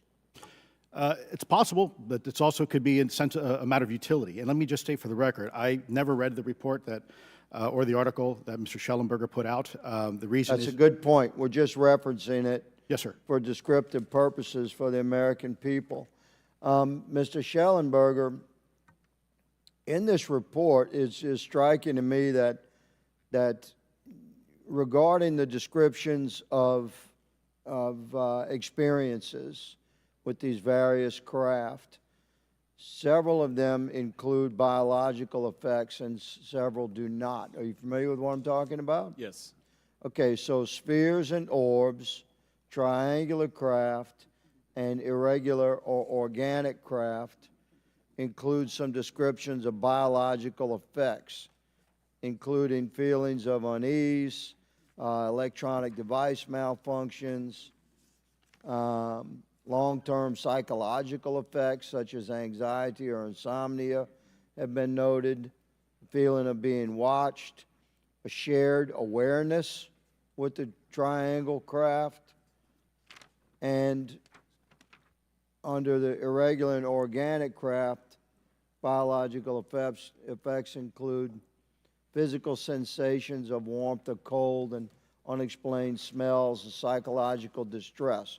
So these are very specific descriptions of the reactions of human beings, which allegedly have been noted from a study here, a report. All of those experiences would have been described by the sources that the author used. I'm not sure I understand your question. This is a very broad description of biological effects, and it's striking to me that they are present with relation to some types of craft, but absent in others. This would require a great deal of research and study. Can you explain that? My understanding is that this is, the database is very large. It includes both the images, the videos, the still images, as well as the human intelligence, the reports, the raw data from individuals having these experiences. So in answer to your question, yeah, I mean, I think we're looking at a very large amount of data collected over many decades. And that data is held by the Department of Defense? Well, I will say that after I published, I was told that this program, that the USAP was actually managed by the Department of Defense, but held at the White House. Roger But that. that's a single source, and I don't have multiple sources to verify that. Thank you, sir. I did my best to trick an answer out of you, but I was partially successful. Madam Chair, I yield. Thank you. I now recognize Mr. Frost for 5 minutes of questions. Thank you, Madam Chair. In addition to serving on this committee, the Oversight Committee, I also serve on the Science, Space, and Technology Committee, where we often discuss how essential data and evidence are used in science and used at departments such as NASA. During a hearing, NASA Administrator Nelson affirmed the importance of NASA in helping us to understand UAP. Mr. Gold, if the government doesn't have the data it needs on UAP because, say, someone who saw something is concerned about stigma, public backlash, et cetera, or maybe there's just not good systems in place, how are we supposed to ultimately figure out what's going on? Yeah, thank you for the question. And let me compliment Administrator Nelson that there wouldn't have been a UAP independent study team if it wasn't for his leadership and courage. We're talking about data and where we can get data from. As I described, NASA has whole archives of data, much of which I believe will likely have information that will help inform UAP. We need only look. And again, in an era with AI and ML, we can relatively quickly and easily go through it. So I think it's something that we should encourage NASA to do. However, per Chairman Grothman's comment about UAP focusing on national security sites, I believe there's something, sir, that you may have heard of called sensor bias. That because we've got more cameras, more monitoring of national security, we don't know how extensive UAP activity may be over civilian areas. And this is to the second part of your question where we're not collecting the data. We're not collecting sufficient data from pilots. We're not collecting sufficient data from civilian and commercial activities. And this is, again, where ASRS, I think, could substantially change that, get the data out there, and allow us to do good science. Yeah. Thank you. I mean, on the data, you know, I'm a really big proponent of transparency. But obviously, there's always a little bit of balance that we have to have in government on transparency as well. I mean, last year, NASA appointed a director of UAP research in response to the recommendation by the independent study team. In the final report, there's a quote, "Despite numerous accounts and visuals, the absence of consistent, detailed, and curated observations means we do not presently have the body of data needed to make definite and scientific conclusions about UAP." Can you just talk really quickly about that balance of security and transparency? So I can say, having served at NASA, it is the most transparent organization I've ever been in. When we would have conversations of executive leadership, things would leak out almost instantly. So I can assure you, intentionally or not, NASA's very transparent. I don't know if many of you have worked with engineers or scientists. They love to talk. So I believe that NASA is a paradigm of transparency, but we must have the ability and the data to be able to be transparent with. And if we're not gathering that, if we're not looking at it, then we can't bring NASA into the game and get to that good science that you need. You know, it was about a year ago, I was touring a facility with a pretty senior government official.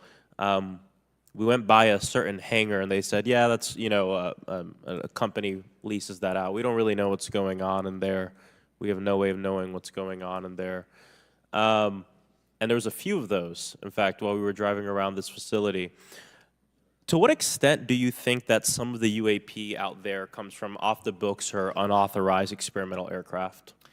I mean, I think probably the vast majority of UAP are drones, experimental aircraft, weather conditions, which is, again, why I say if we review the data, I think we're going to discover a lot about things we weren't even thinking about. But there is a percentage that isn't. And looking into those anomalies is how discoveries will be made. And relative to science, Congressman, if I can say, when NASA studies black holes, when NASA studies galaxies, we have instruments that are tailored to do so. With UAP, we're using cockpit gun cameras or cell phones.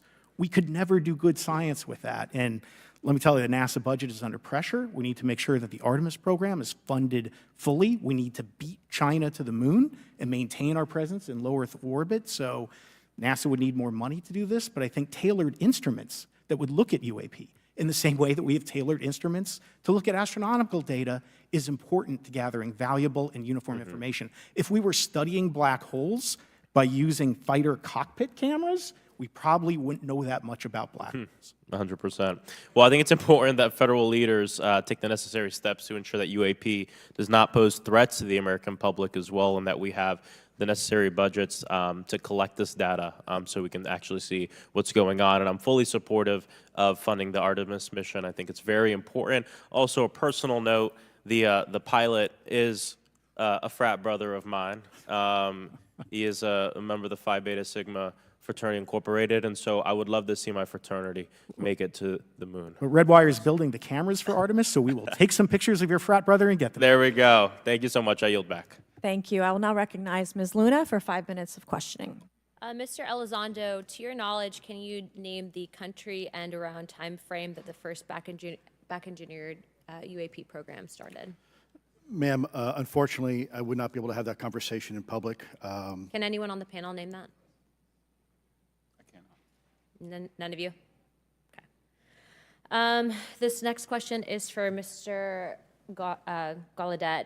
To your knowledge, have any USOs ever outpaced our submarines? Yes, ma'am. At what magnitude? I don't have the exact speed, but again, a witness came to me, a credible former submarine officer who observed it on sonar data. And this was in the 80s in the North Atlantic during a storm, and it outpaced his submarine by orders of magnitude. Are you aware of any hotspots that currently exist off our shores in North America? Not with sufficiently credible data, ma'am. Okay, we've heard reports of there potentially being hotspots, maybe entry and exit points. Have you heard of any of that? I have it not, ma'am, but my colleague here, Mr. Elizondo, does discuss some USO activity that he's observed in certain DoD databases. Mr. Elizondo, in regards to these aircraft being piloted by whatever they might be, non-human biologics, would you agree that it's likely that they are being piloted by some mind-body connection? Ma'am, I think it is safe to presume here that they are being intelligently controlled because some cases seem to anticipate our maneuvers, and in other cases they seem to, I came across an email where the word stalked was used in a very secure email between Navy officers discussing their ships being pursued by a UAP. In our previous panel, we had Grush, and he had testified to say that some of these were interdimensional beings. Can you speak on that at all? Ma'am, I'm not qualified, certainly as a scientist or otherwise, to speculate points of origin. I looked at everything from a scientific perspective. So if you look at, for example, instantaneous acceleration, which was one of the observables of the program that I belong to, ATIP, the human body can withstand about 9 G-forces for a short period of time before you suffer negative biological consequences, blackouts and ultimately redouts and even death. Comparison, our best technology, the F-16, which is one of this older platform, but one of our most highly maneuverable aircraft, manned aircraft, made by General Dynamics, can perform about 17 or 18 G-forces before you start having structural failure, meaning that the airframe begins to disintegrate while you're flying. The vehicles we're talking about are performing in excess of 1,000, 2,000, 3,000 Gs. So are you, I guess, would it be safe to infer that they're living craft? You know, I'm not prepared at this point to state for the record is something alive or not, because even that definition is hard. There was a time in science we thought that life required oxygen, and we now know that's not true. There are anaerobic bacteria that thrive in oxygen environments that lack oxygen. And so also same with photosynthesis. When I was in college, I was told everything is derived from photosynthesis as a form of energy. In reality, that's not true. There are things that live off of chemosynthesis. So we're constantly having to reevaluate our understanding of what the definition of life is. Mm-hmm. Do any of you ever come across reports from people that claim to have firsthand experiences with these entities, whatever they might be, or these aircraft, and then as a result, whether or not they're religious, find that these things will automatically disappear? Anyone, and this is open to any of you on the panel. So just real quick, because I'm running out of time. Lou? Ma'am, I've always been a nuts and bolts kind of guy. When I was at ATIP, I was focusing more on the performance characteristics and less on the potential occupants. Okay, the reason I ask is because it seems like, just based on our conversations, that we've had people that say that there are good and bad of whatever these things are. And so my concern from a national security perspective is A, that true? B, are you guys hearing the reports of that? And C, I think moving forward in regard to technology, Mr. Gold, if you can answer this real quickly, some of these aircraft, it seems that they are operating off of energy that we don't currently have. But just yes or no, in your opinion, if we were able to obtain that, would that impact humanity for the better or negative? Would certainly save us some money on funding on Artemis. Definitely. And this is a national security issue, that if there is such technology out there, we're not the only country that might have access to it. We don't want to be on the wrong end of technological surprise. Okay. Thank you guys for your time. All right, thank you. I will now recognize Mr. Garcia for 5 minutes. Thank you, and I apologize for stepping out. My governor is here upstairs, so I'm trying to get in between meetings, so apologize for that. I want to just start by just asking everyone on the panel or witnesses, and I had a chance to read all the testimony before, but just to set the agenda, just if we can go down real briefly, do you believe, just for the record, that the federal government, any part of the federal government, is knowingly concealing evidence about UAPs from the public?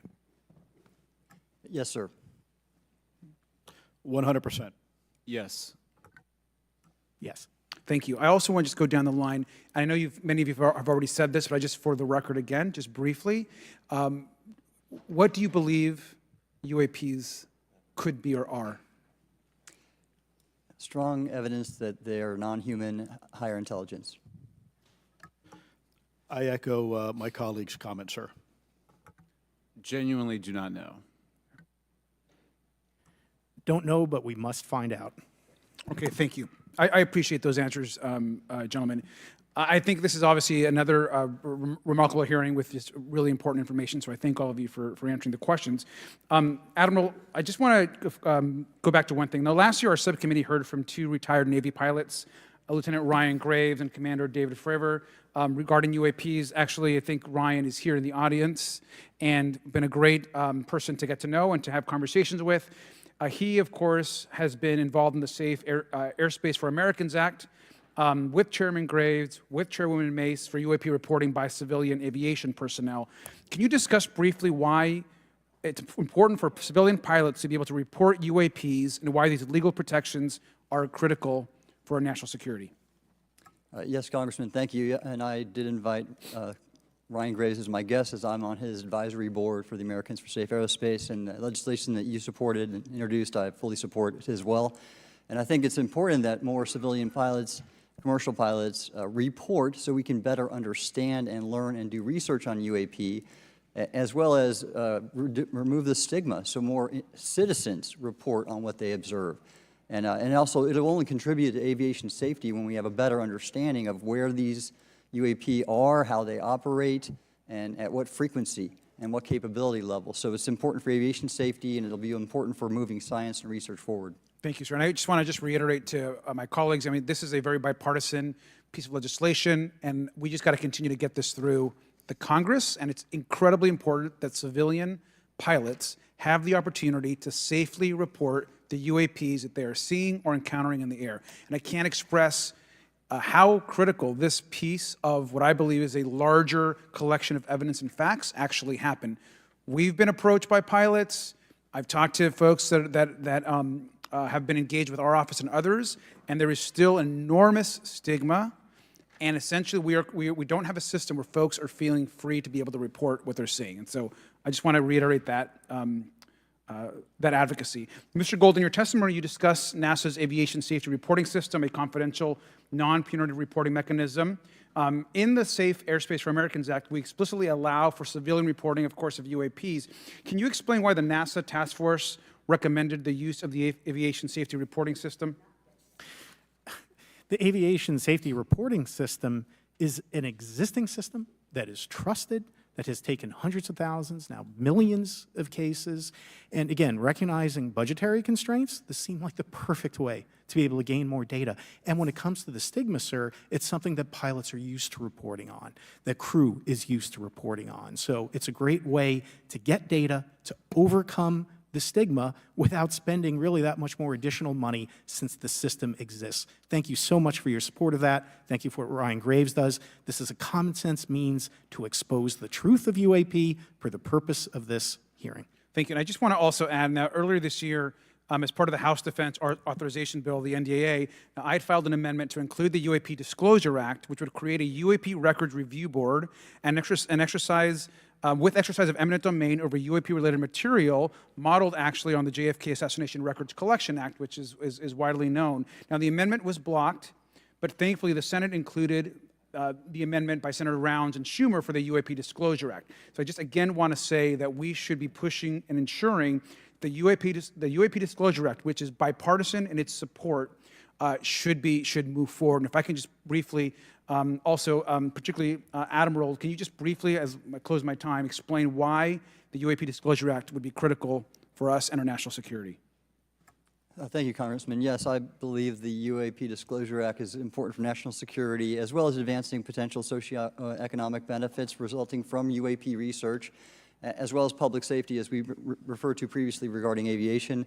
And this act will allow for greater transparency and open research, and that's why I'm also a member of the UAP Disclosure Fund as an advisor, as in the Sol Foundation as an advisor, senior strategic advisor, which is advocating for the same. Thank you very much. I yield back. All right, thank you. I'd like to recognize Mr. Biggs for 5 minutes of questioning. Thank you, Madam Chair. Thank you for holding this committee. Thank you to the witnesses. Admiral, the video that is called the Go Fast video, the email that you've talked about being deleted, I just want to briefly cover this. You said that the email, the author was asking whether any of the recipients were aware of the classified technology demonstrations that it could explain the objects that were observed. And then you said the email disappears. Then you guys have a series of meetings. The commander of fleet forces and his operations officer never discussed the incident again. Is that right? Is that accurate? That's accurate, sir. And even during weekly meetings, it was never discussed again. My question for you is, you were in those meetings. Did you personally hear that nothing was going on about that? Yes, sir. I was in those meetings, and did you make inquiries about that? No, I did not, sir, because I inferred, since I had been read into other special access programs, that this UAP video was part of one that I was not read into, or any of the recipients, or the author of the email, and that an intelligence agency basically pulled it back and instructed the author of the email, hey, this is You just conducted what they call spillage into a lower classification level, and when that's done, the procedures are basically to remove any of the communication. You're going to silo it. So, and you, Mr. Elizondo, you said in your report and your testimony today, a government work on the UAP subject still remains classified. Excessive secrecy has led to grave misdeeds against loyal civil servants, military personnel, and the public, all to hide the fact that we are not alone in the cosmos. Fair? Yes, sir. All right, and all of you, and Mr. Shellenberger, by the way, I've read several of your books, Mr. Shellenberger, excellent stuff. Thank you.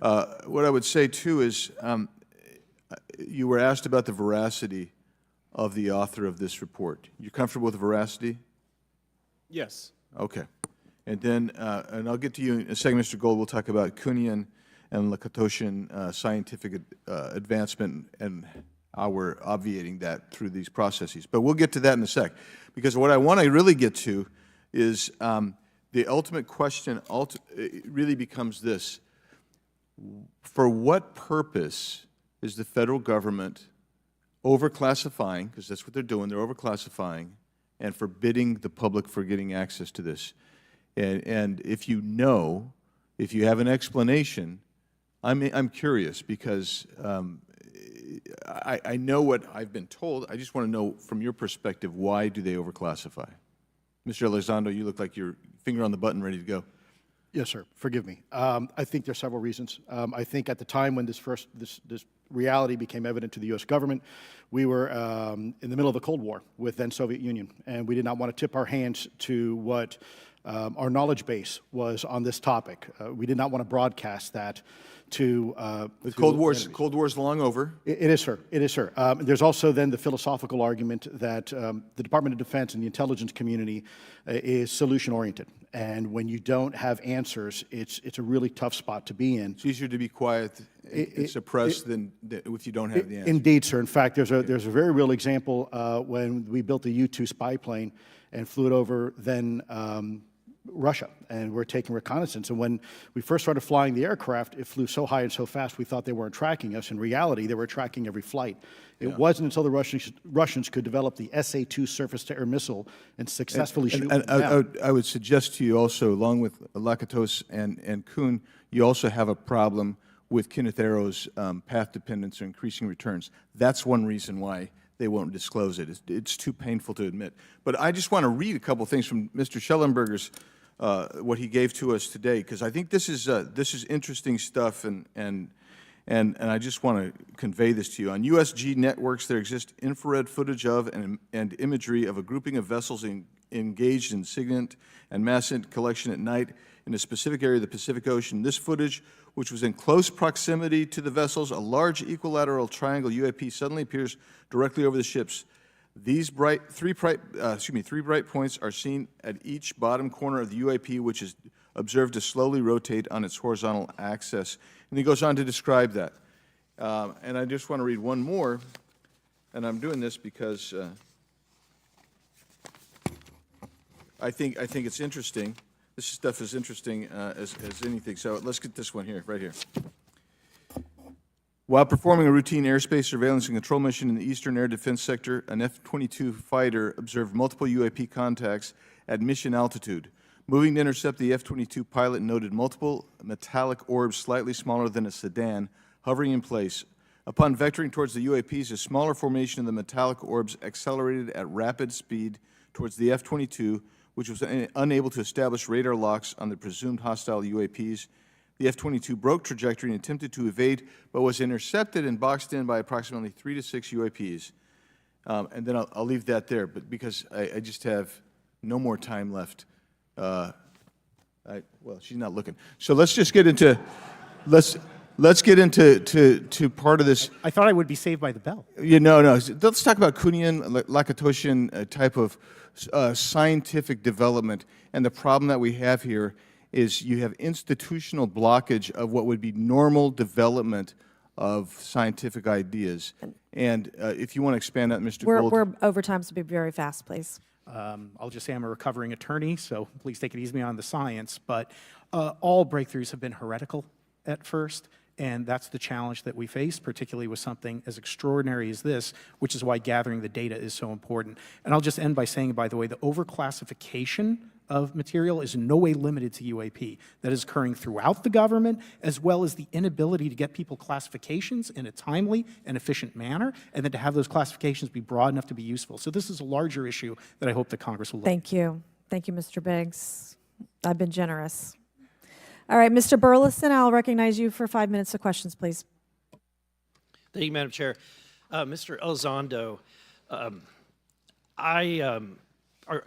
does any branch of the United States government or defense contractors possess technology? Sir, there's documentation that I believe was submitted for the record that was approved for release by the U.S. Pentagon, by the Department of Defense Office of Pre-Publication Security Review, and it states one of the reasons why my predecessor program, OSAP, was trying to collect material of unknown origin. Was it successfully collected? It was not. What happened is that there was an aerospace contract company that requested to divest itself of the material that was collected in the 1950s. Right. Unfortunately, that didn't actually occur. So let's dive into that. That's the Bigelow Airspace, correct? So yes, sir. There was a journalist, Christopher Sharp, who said that there was a transfer between Lockheed Martin, Bigelow Aerospace, and the CIA allegedly blocked this. Can you describe that? What I can say is that it was blocked. Why it was blocked, I can only surmise. I was part of some conversations later on with some of those contract personnel where they had told all of us that is accurate. What we required was a memo from the Secretary of the Air Force in order to make that complete, and that never occurred. And so when Secretary Mattis became Secretary of Defense, I decided it would be appropriate for me to try to receive a memo from him as SecDef, as Secretary of Defense, if we could not get a memo from the Secretary of the Air Force to transfer that material. So if that material exists today, who's in possession? Sir, I wouldn't be able to have that conversation in an open hearing. We'd probably have to have that. Okay, my question to you then is, if we were in a secure setting, if we were in a SCIF, would you be able to provide or get access to something, whether it's visuals or material that we could put our hands on, or biologics, that would convince me, that would show me that we have non-human origins? Sir, that decision would not be mine. That would be to the gatekeeper still in the U.S. government. And who would we, so if you were in our shoes, where would you go from here? How would you get that information? A lot of times we just don't know who to ask because we don't know where to go next. So if you were in our shoes, where would you go? Well, I prefer to answer that question in a closed session. However, we established AARO for that very purpose, and unfortunately, under its previous leadership, it failed. So one would hope that they would have the authorities necessary to do that. Let's hope that this new iteration of leadership will be successful. In the discussions, it's simply about material, or is there discussion about it was previously testified that there was biologics that were collected. Are you aware of any of that? I am, sir, aware of the reporting that biologics have been recovered. Again, my focus was more nuts and bolts, looking at the physical aspects of these phenomena, how they interacted around military equities and nuclear equities. So I'm certainly not a medical expert.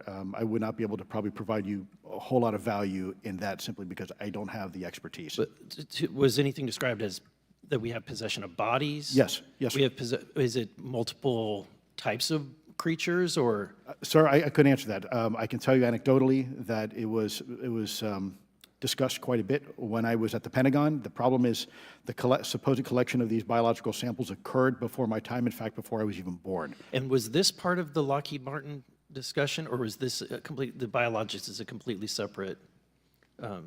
Separate yet related. Okay. Has anyone made contact? Sir, I'm sorry, could you specify? Has there been any, to your knowledge, any communication with a non-human life form? So the term communication is a bit of a trick word because there's verbal communication like we're having now. The problem is you also have nonverbal communication. And so I would say definitively yes, but from a nonverbal meaning, when a Russian reconnaissance aircraft comes into U.S. airspace, we scramble 2 F-22s, and we are certainly communicating intent and capability. I think the same goes with this. We have these things that are being observed over controlled U.S. airspace, and they're not really doing a good job hiding themselves. They're making it pretty obvious they have the ability to even interfere with our nuclear equities and our nuclear readiness. Is the United States government and our contractors, are they pulling technology from this? Or they're reverse engineering this? Sir, as I previously stated, and please forgive me, I am not authorized to discuss specifics about crash retrievals. I signed documentation with the U.S. government. What I can say was, after a very thorough review process by the Pentagon, what I wrote about, and that was my limit, unfortunately, that I was given. Thank you. Yes, sir. Thank you. I would now like to recognize Mr. Timmons for 5 minutes of questioning. Thank you, Madam Chair. Mr. Elizondo, you just said something interesting. You said they don't seem to be hiding. They don't seem to be hiding. The UAP sightings are becoming increasingly brash, if you will. And, we've been hearing about these for years, but they've generally been isolated and not as consistent and over critical military installations. Would you say that's fair? Is this becoming increasingly often? Is it happening more and more? Great question, sir. Let me see if I can answer this for you. Certainly, there seems to be some indication that they're being provocative, meaning that they're, in some cases, literally splitting aircraft formations right down the middle. So that's an air safety issue. The question is it the frequency increasing? And really the response is it depends. Yes, it's possible that there is an increase in frequency, but it's also possible that there's heightened awareness now, and there's also more pervasiveness of technology out there that's collecting this information and that can record this information. So we're not quite sure yet if it's actually an increase in numbers of these events, or is it that we have better equipment now that to record these things, and we have a better ability, if you will, to analyze these things. And that's my next question. It seems that a lot of these sightings occur near military installations. Do you think that these UAPs are intentionally targeting military installations, or do you think that we have increased abilities to monitor surrounding the military installations? Sir, maybe both. Part of my concern is we have something in the Department of Defense and the intelligence community called IPB, Initial Preparations of the Battle Space. And we use equities like ISR, intelligence, surveillance, and reconnaissance, and other type of equities and technologies to prep the battle space. And certainly, if I was wearing my national security hat, even if there was a 2% chance that there was some sort of hostile intent here, that's 2% higher than we really can accept. And so we must figure out, there's a calculus, capabilities versus intent, in order to identify if something is a national security threat. We've seen some of the capabilities, yet we have no idea in the intent. And so this is why this discussion is somewhat, I think, problematic from a governmental perspective, because we have no idea. Sure, thank you. Mr. Shellenberger, you're particularly familiar with the Langley Air Force Base incident a year ago? Are you familiar? Just from what I read in the Just news. from what you've read? Yeah. I would imagine a large percentage of the American population became aware of that with the Wall Street Journal article. Would you agree with that? Yes. And were you aware of that incident prior to the Wall Street Journal article? No. To the rest of the panel, was the Wall Street Journal article the first time that y'all were made aware of what was essentially an over 2-week UAP frenzy over Langley Air Force Base? Were y'all aware of this prior to the Wall Street Journal article? Anybody, show of hands. Yes, sir. Dr. Gallaudet, could you give me how did you become aware of it? A colleague of mine who I referenced previously, Chris Mellon, he wrote an extensive article about this, that there were other incursions of drones over Langley before this, as well as many, many military installations over the last 5 decades. And it's my understanding that there's been an ever-increasing in number, and I'm trying to think how to say this because I wear 2 different hats. I'm still in the Air Force. So, I mean, it seems that they're becoming increasingly brash, and the question that we really have to figure out is it China or is it non-human? And I think that's the biggest question the American people want to know. If it's China, it's scary because they have a lot of technology that we cannot explain. And if it's non-human, that's scary because we don't know the intent. Would you say that's fair? Yes, Congressman. And in fact, I really believe that we should use this hearing as a catalyst to improve and bolster our air defense capabilities and our maritime domain awareness capabilities, because obviously there are holes in it, whether it be UAP of non-HI direction or NHI direction, or, as you say, sir, China or any other adversary. Are you all aware of any task force at the Pentagon or in the national security apparatus that's trying to assess the answer to that question? At the current moment, sir, no, but this is a great point. From 2020 to 2022, there was a UAP task force in the DoD succeeding where Mr. Elizondo worked, led by Jay Stratton, who had the first comprehensive whole-of-government approach to UAP, which involved pathways to declassification and to increase transparency, as well as assessing the national security risks of UAP.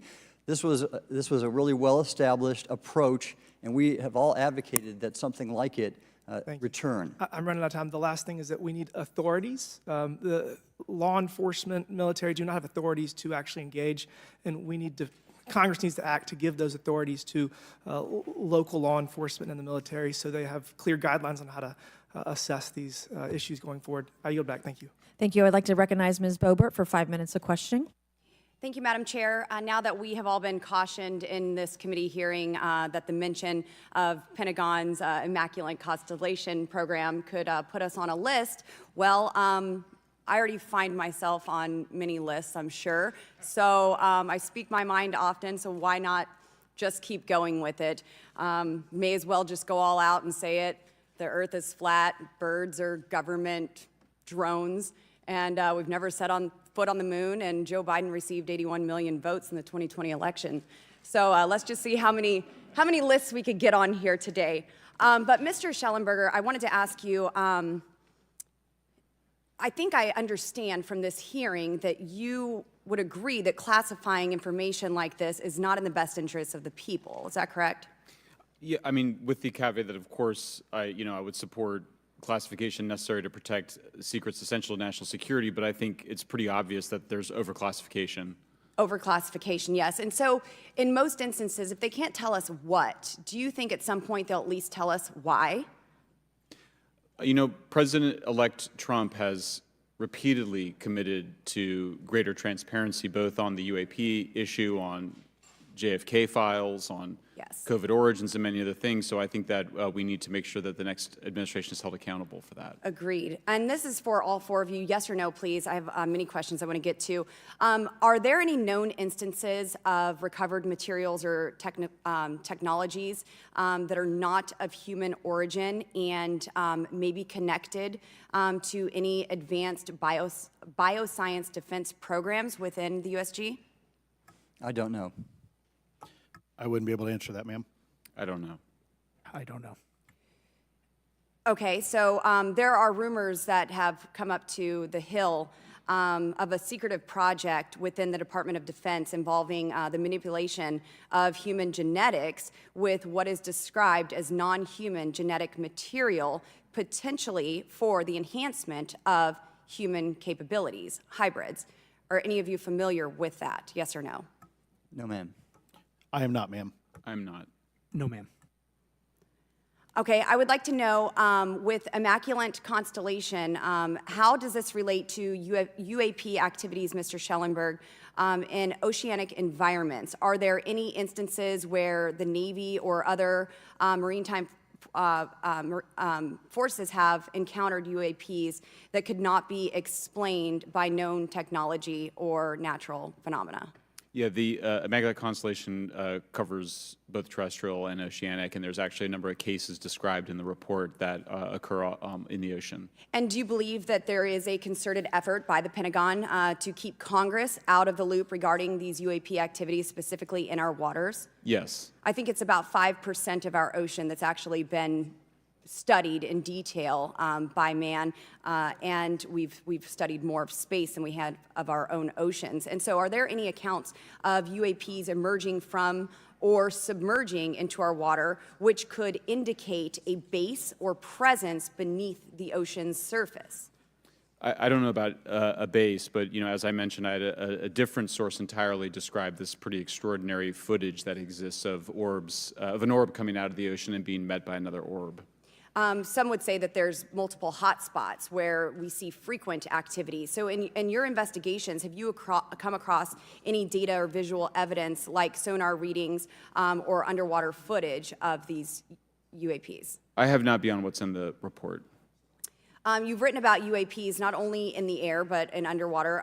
Are there any specifics on what you've learned about the UAP activity in our oceans? Particularly, have you spoken with sources who have provided any evidence or eyewitness accounts of these UAPs interacting with our naval forces or being detected by our underwater surveillance systems? Nothing beyond what's in the report and then the specific case that I mentioned with the orbs. So this report says it all. There's no other information that we are aware of regarding the activity within our waters. I have other sources that have told me that have shared a significant amount of information, but they're not comfortable with me sharing it at this point. Okay. Are there any technological capabilities observed in these oceanic UAPs that seem to defy our current understanding of physics or our engineering capabilities? It seems like they all do. Yes, I would agree with that.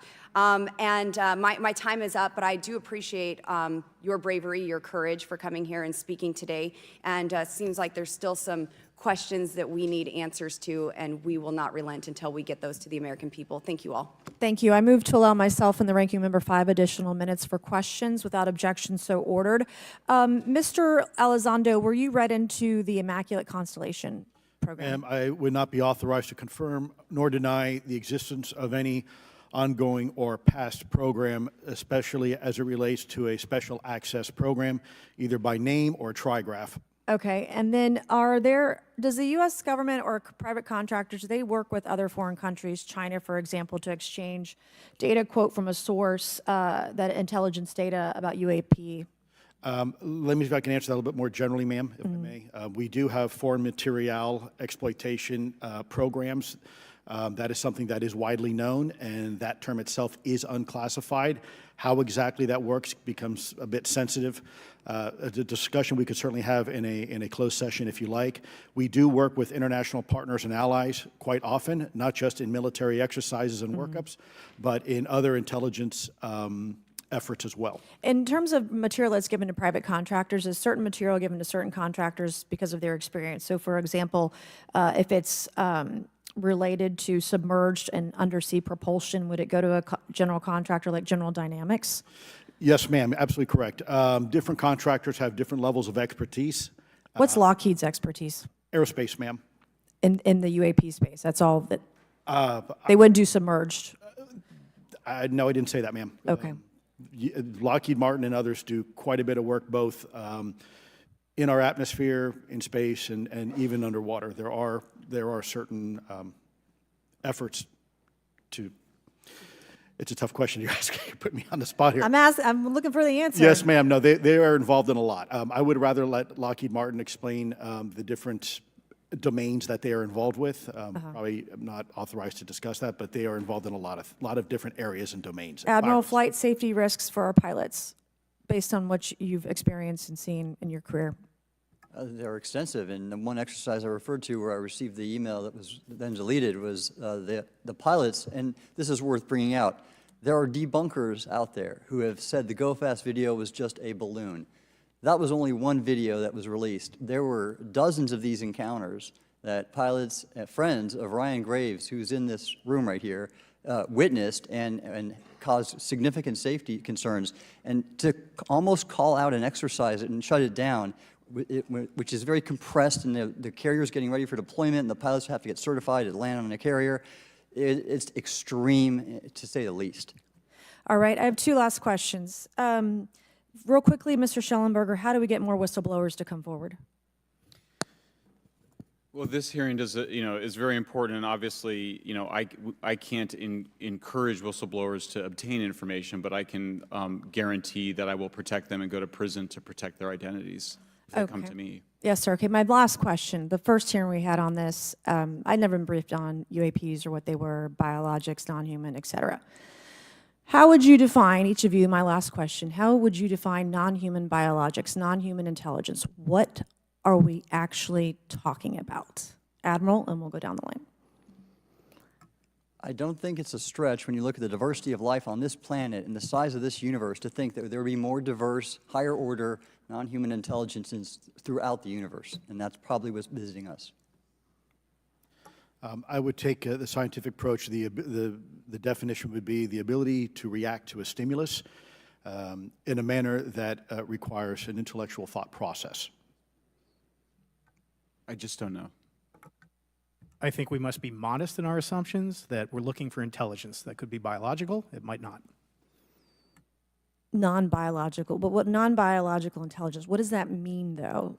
Artificial intelligence, ML, machines. We assume that all intelligence would be like us, and every time we look out in the universe, we are humbled relative to what we don't know in terms of the forms of intelligence and what it may take. I can assure you I probably can't ask you your question, but I think the ultimate answer is going to surprise us all.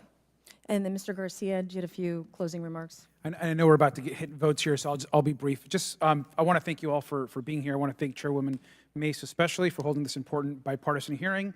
And I want to thank all the committee members that are interested in this topic. I think our commitment to all of you and all the folks that have contacted us, and certainly to the advocates and the pilots, is that we need to continue investigating UAPs. I think the country the country is owed explanations and ensure that the safety or national security is always protected. This is a conversation and questioning that must continue, so I'm very grateful to all of you. And I also just want to add, just personally, I think it's really important for me, two things guide my questioning and my observations on UAPs. One is we should always be guided by facts, science, and data, and stay serious on those issues. And the second thing is I think that we should not limit our imagination and our thoughts and our curiosity on what UAPs could actually be. And I think those two things for me are really important, and I'm grateful for all of you to be here. So with that, I yield back. Okay, and we have Mr. Ogles, who is on the way. He's going to be here any second. Is that correct? Want to check, and he'll be the last member with questions that we have today, and then we have votes. So we want to thank you all for being here. I want to thank Mr. Garcia and folks on both sides of the aisle for being here today and being patient. We have a lot more questions, and I hope that this will open the door to more hearings in the future. I obviously would like to know how much taxpayers are spending on this. You have the right to know, but also if we're spending money on something that doesn't exist, why are we spending the money? And if it does exist, why are we hiding it from the public? And of course, our national security is a huge issue, because if there's technology that could harm us or our allies that are in the hands of our adversaries, we obviously want to stay ahead of that to the best of our ability to ensure that that technology is not in the hands of someone who could use it against us or our allies anywhere in the world. So, Mr. Ogles, you're just in time, babe. I will recognize you for 5 minutes of questioning before we head on out today.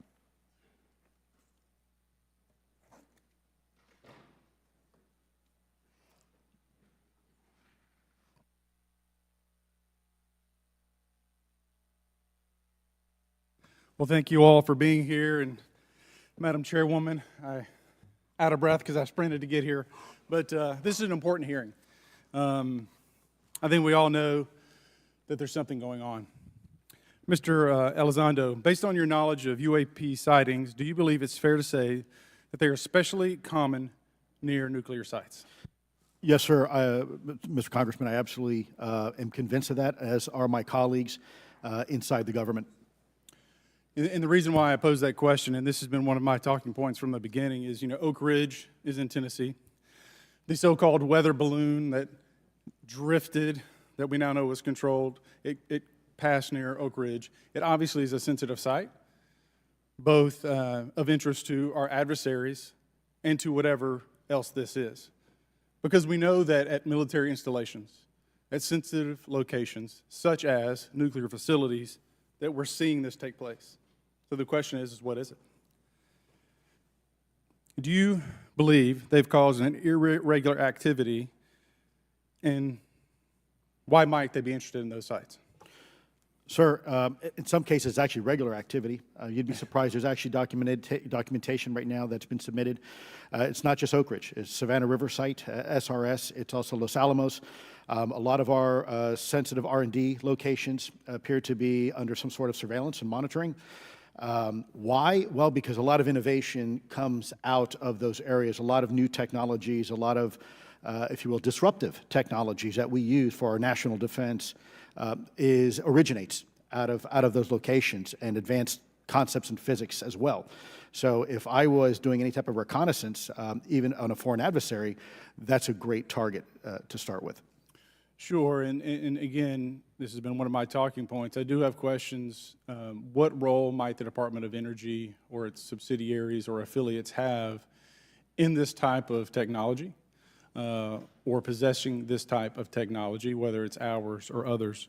Mr. Gallaudet, I think your testimony has been pretty clear, but would you please reiterate that do you believe UAPs pose a threat to pilots? Excuse me. Yes, sir.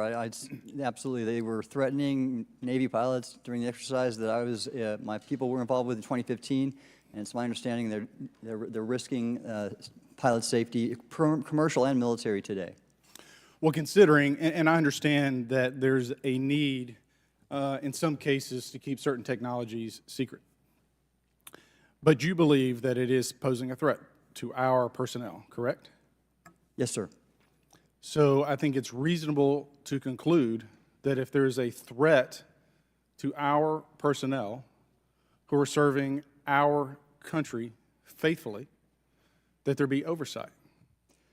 100%, Congressman. And in fact, that's the one thing that we've not talked about enough during this hearing is the fact that the government, executive branch, not sharing with Congress what it knows about UAP infringes on your legislative and oversight responsibilities to such an extent that's very concerning. I mean, what else are we, if you look at national security or intelligence or foreign affairs or appropriations, you all have oversight and legislative responsibility regarding those. This UAP issue may be the greatest issue of our time, and it's being hid from you. Well, I mean, and to your point, I think we've seen over the decades that we have certain adversaries like China, like Russia, that technologically speaking are not as advanced as us, that they lack some of the lethality that we have, and that we've seen that they've gone after our technologies and in some cases succeeded, in particular with missile technology. And so again, my concern, whether this technology emanates from us or otherworldly, that we know that we possess it. And where's the accountability? Where are the stopgaps? What are the guarantees that if this were to fall in enemy hands, that it isn't immediately weaponized against us? And I'll say this, it is clear from my experience and what I've seen that there is something out there. The question is it ours? Is it someone else's? Or is it otherworldly? And Madam Chairman, I would posit that as the legislative body, as the regulatory body, we must know. And anyone who prevents us from gaining access to that information, I would consider that criminality. Because we have U.S. personnel who may very well be in harm's way. We have technology that ultimately may threaten our very existence. With that, Madam Chairman, I thank you for your indulgence, and I yield back. Thank you, Mr. Ogles. And with that and without objection, all members will have 5 legislative days within which to submit materials and to submit additional written questions for the witnesses, which will be forwarded to the witnesses for their response. If there's no further business without objection, the subcommittee stands adjourned.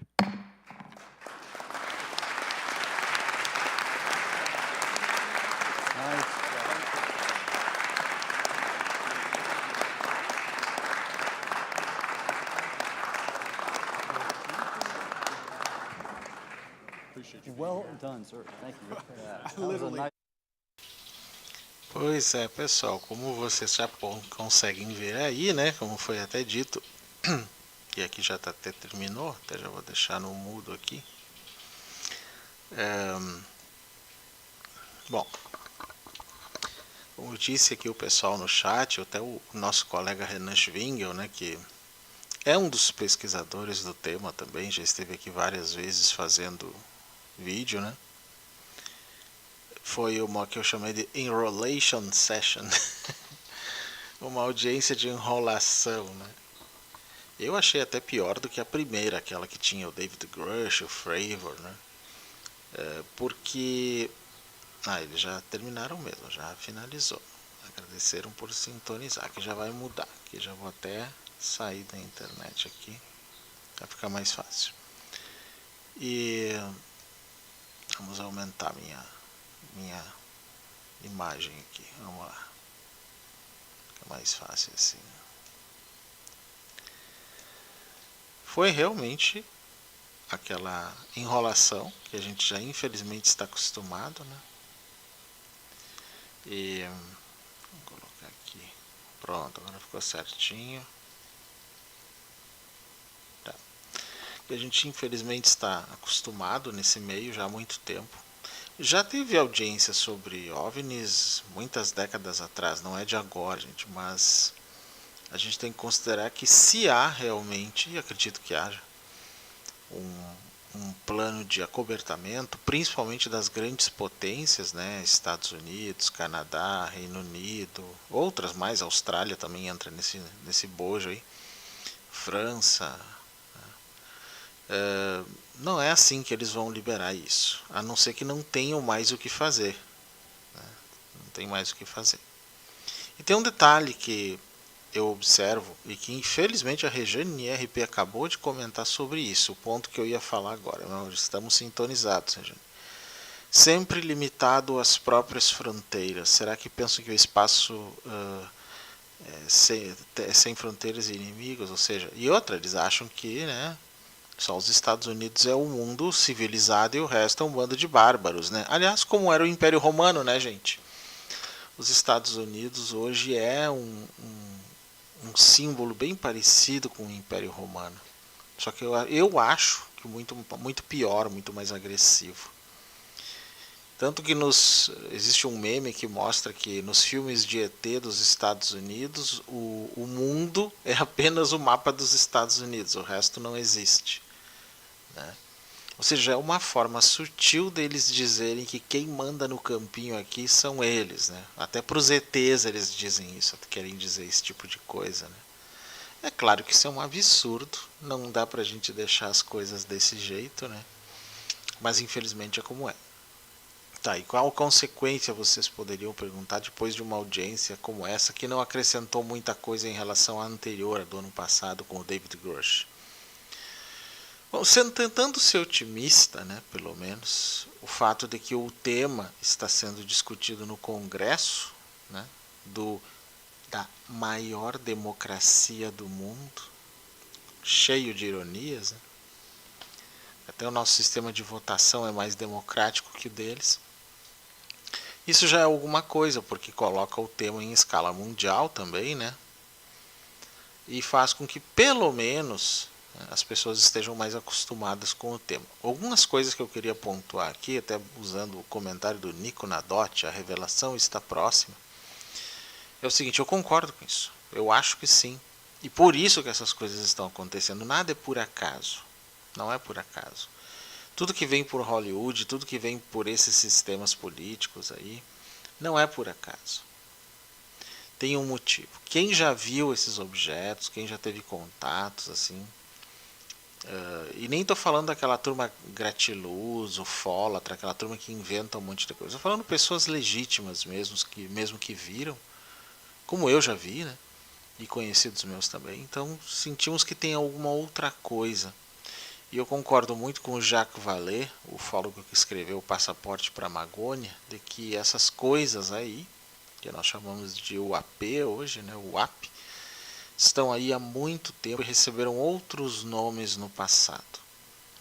Muitos outros. E que, se eles não são necessariamente extraterrestres, né, ou pelo menos não todos, não se explicam assim, mas se eles são talvez interdimensionais, eles estariam só do outro lado da nossa sala, dimensionalmente falando.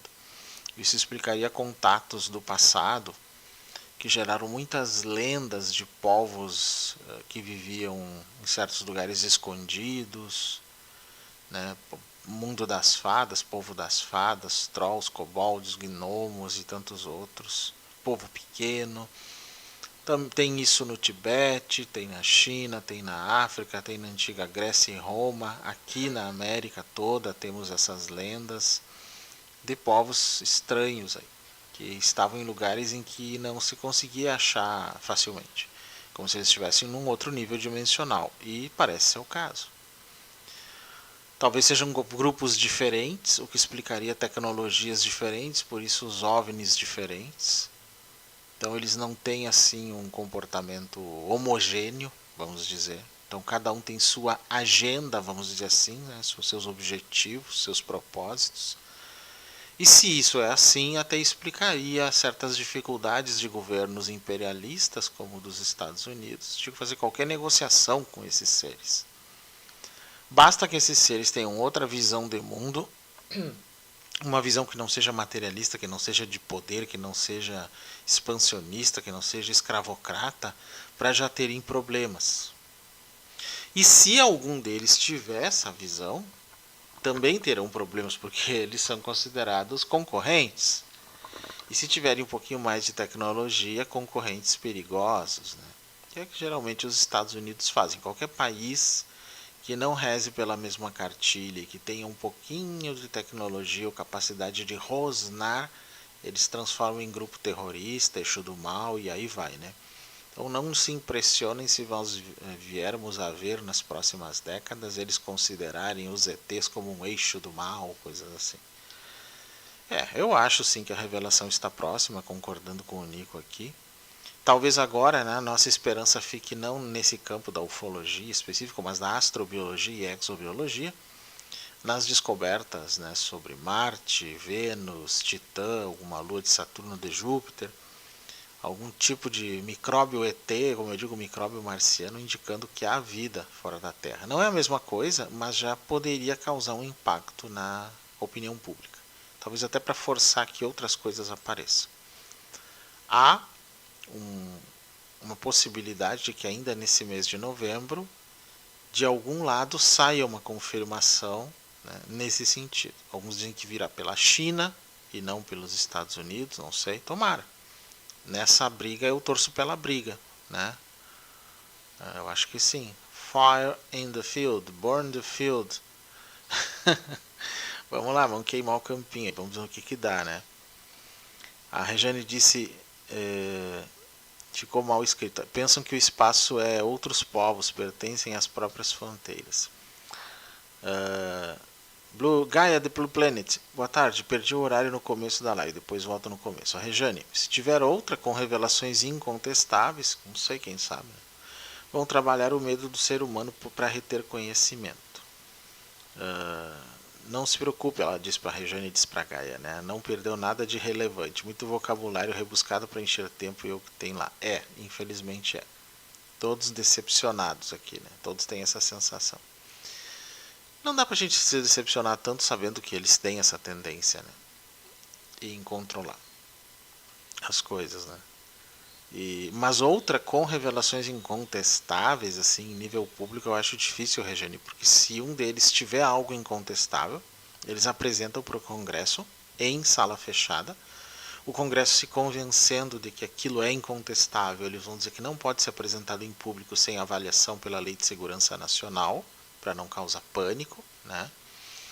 Aí lá eles vão tecer uma narrativa para tentar colocar os panos quentes, saber o que fazer, e continuamos sendo enganados e dá na mesma. Eu acho que uma das únicas possibilidades que nós teríamos aí é se esses seres resolvessem ficar então tão indignados quanto nós e começar a aparecer pipocando por aí, sem que os governos pudessem fazer muita coisa e não conseguissem produzir explicação mentirosa, né? Quem sabe? Eu acho que talvez essa seja uma possibilidade. Então vamos apostar um pouco nisso. Mas o lado positivo é o tema sendo debatido, né? Da forma que está sendo. Mas muita gente vê, eu recebo muitos relatos, tanto de coisas físicas, fotografadas, filmadas, e outras coisas também mais profundas e até de nível psicológico. O problema é que se constrói previamente teorias sobre isso que não são nada científicas. O pessoal da ufolatria é um. Aqui no Brasil, qual é a ideia corrente não científica sobre essas coisas? É aquela ideia UFO espírita, como eu chamo. UFO espírita, acho que é um bom termo que a gente cunha para a ufolatria brasileira. É aquela turma lá dos Ashtar Sheran, das Sheliana, que acha que está tudo daquele jeito. Para eles, todos os ETs são praticamente espíritas, né, naquela visão deles. Eu não acredito nisso, nem um pouquinho. Não acredito nisso. Naquela visão, né, que eles têm, eu não acredito. Acho uma palhaçada. Não tem, primeiro que eu posso garantir que não tem nada de científico. Não tem nada de científico ali. De qualquer forma, seja lá com o que se esteja tratando, e eu acho que são várias coisas, não é uma coisa só, são várias origens, inclusive. Cada um tem a sua cultura, visão de mundo, língua. Alguns talvez se comuniquem só por telepatia. Tem outras coisas aí. E não dá para dizer que se sabe tudo sobre o assunto, né? Vamos ver aqui. A Gaia diz aqui. Pois é, agora que o agente laranja volta à Casa Branca, ano que vem as teorias da conspiração estão a mil. Pois é, existe esse risco, né? A gente poderia querer ter uma esperança de que ele tentasse abrir arquivos, né?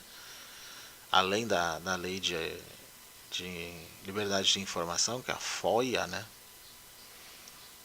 Mas não creio, não sei. Se acontecer nos próximos 4 anos, de alguma coisa nesse sentido, é ele que vai estar no poder e vamos ver como ele vai agir, né? Não sei. Boa, deviam pipocar por aí até o transbordar a pipoqueira, né? A gente diz os objetos, né? Os UAP, OVNI, seja lá que nome for. Sim, também acho. Acho que deveriam.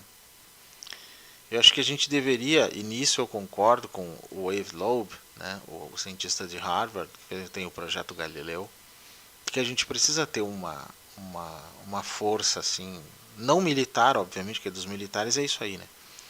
Que pudesse registrar os céus o tempo todo, fosse com telescópios, radiotelescópios, as pessoas, né?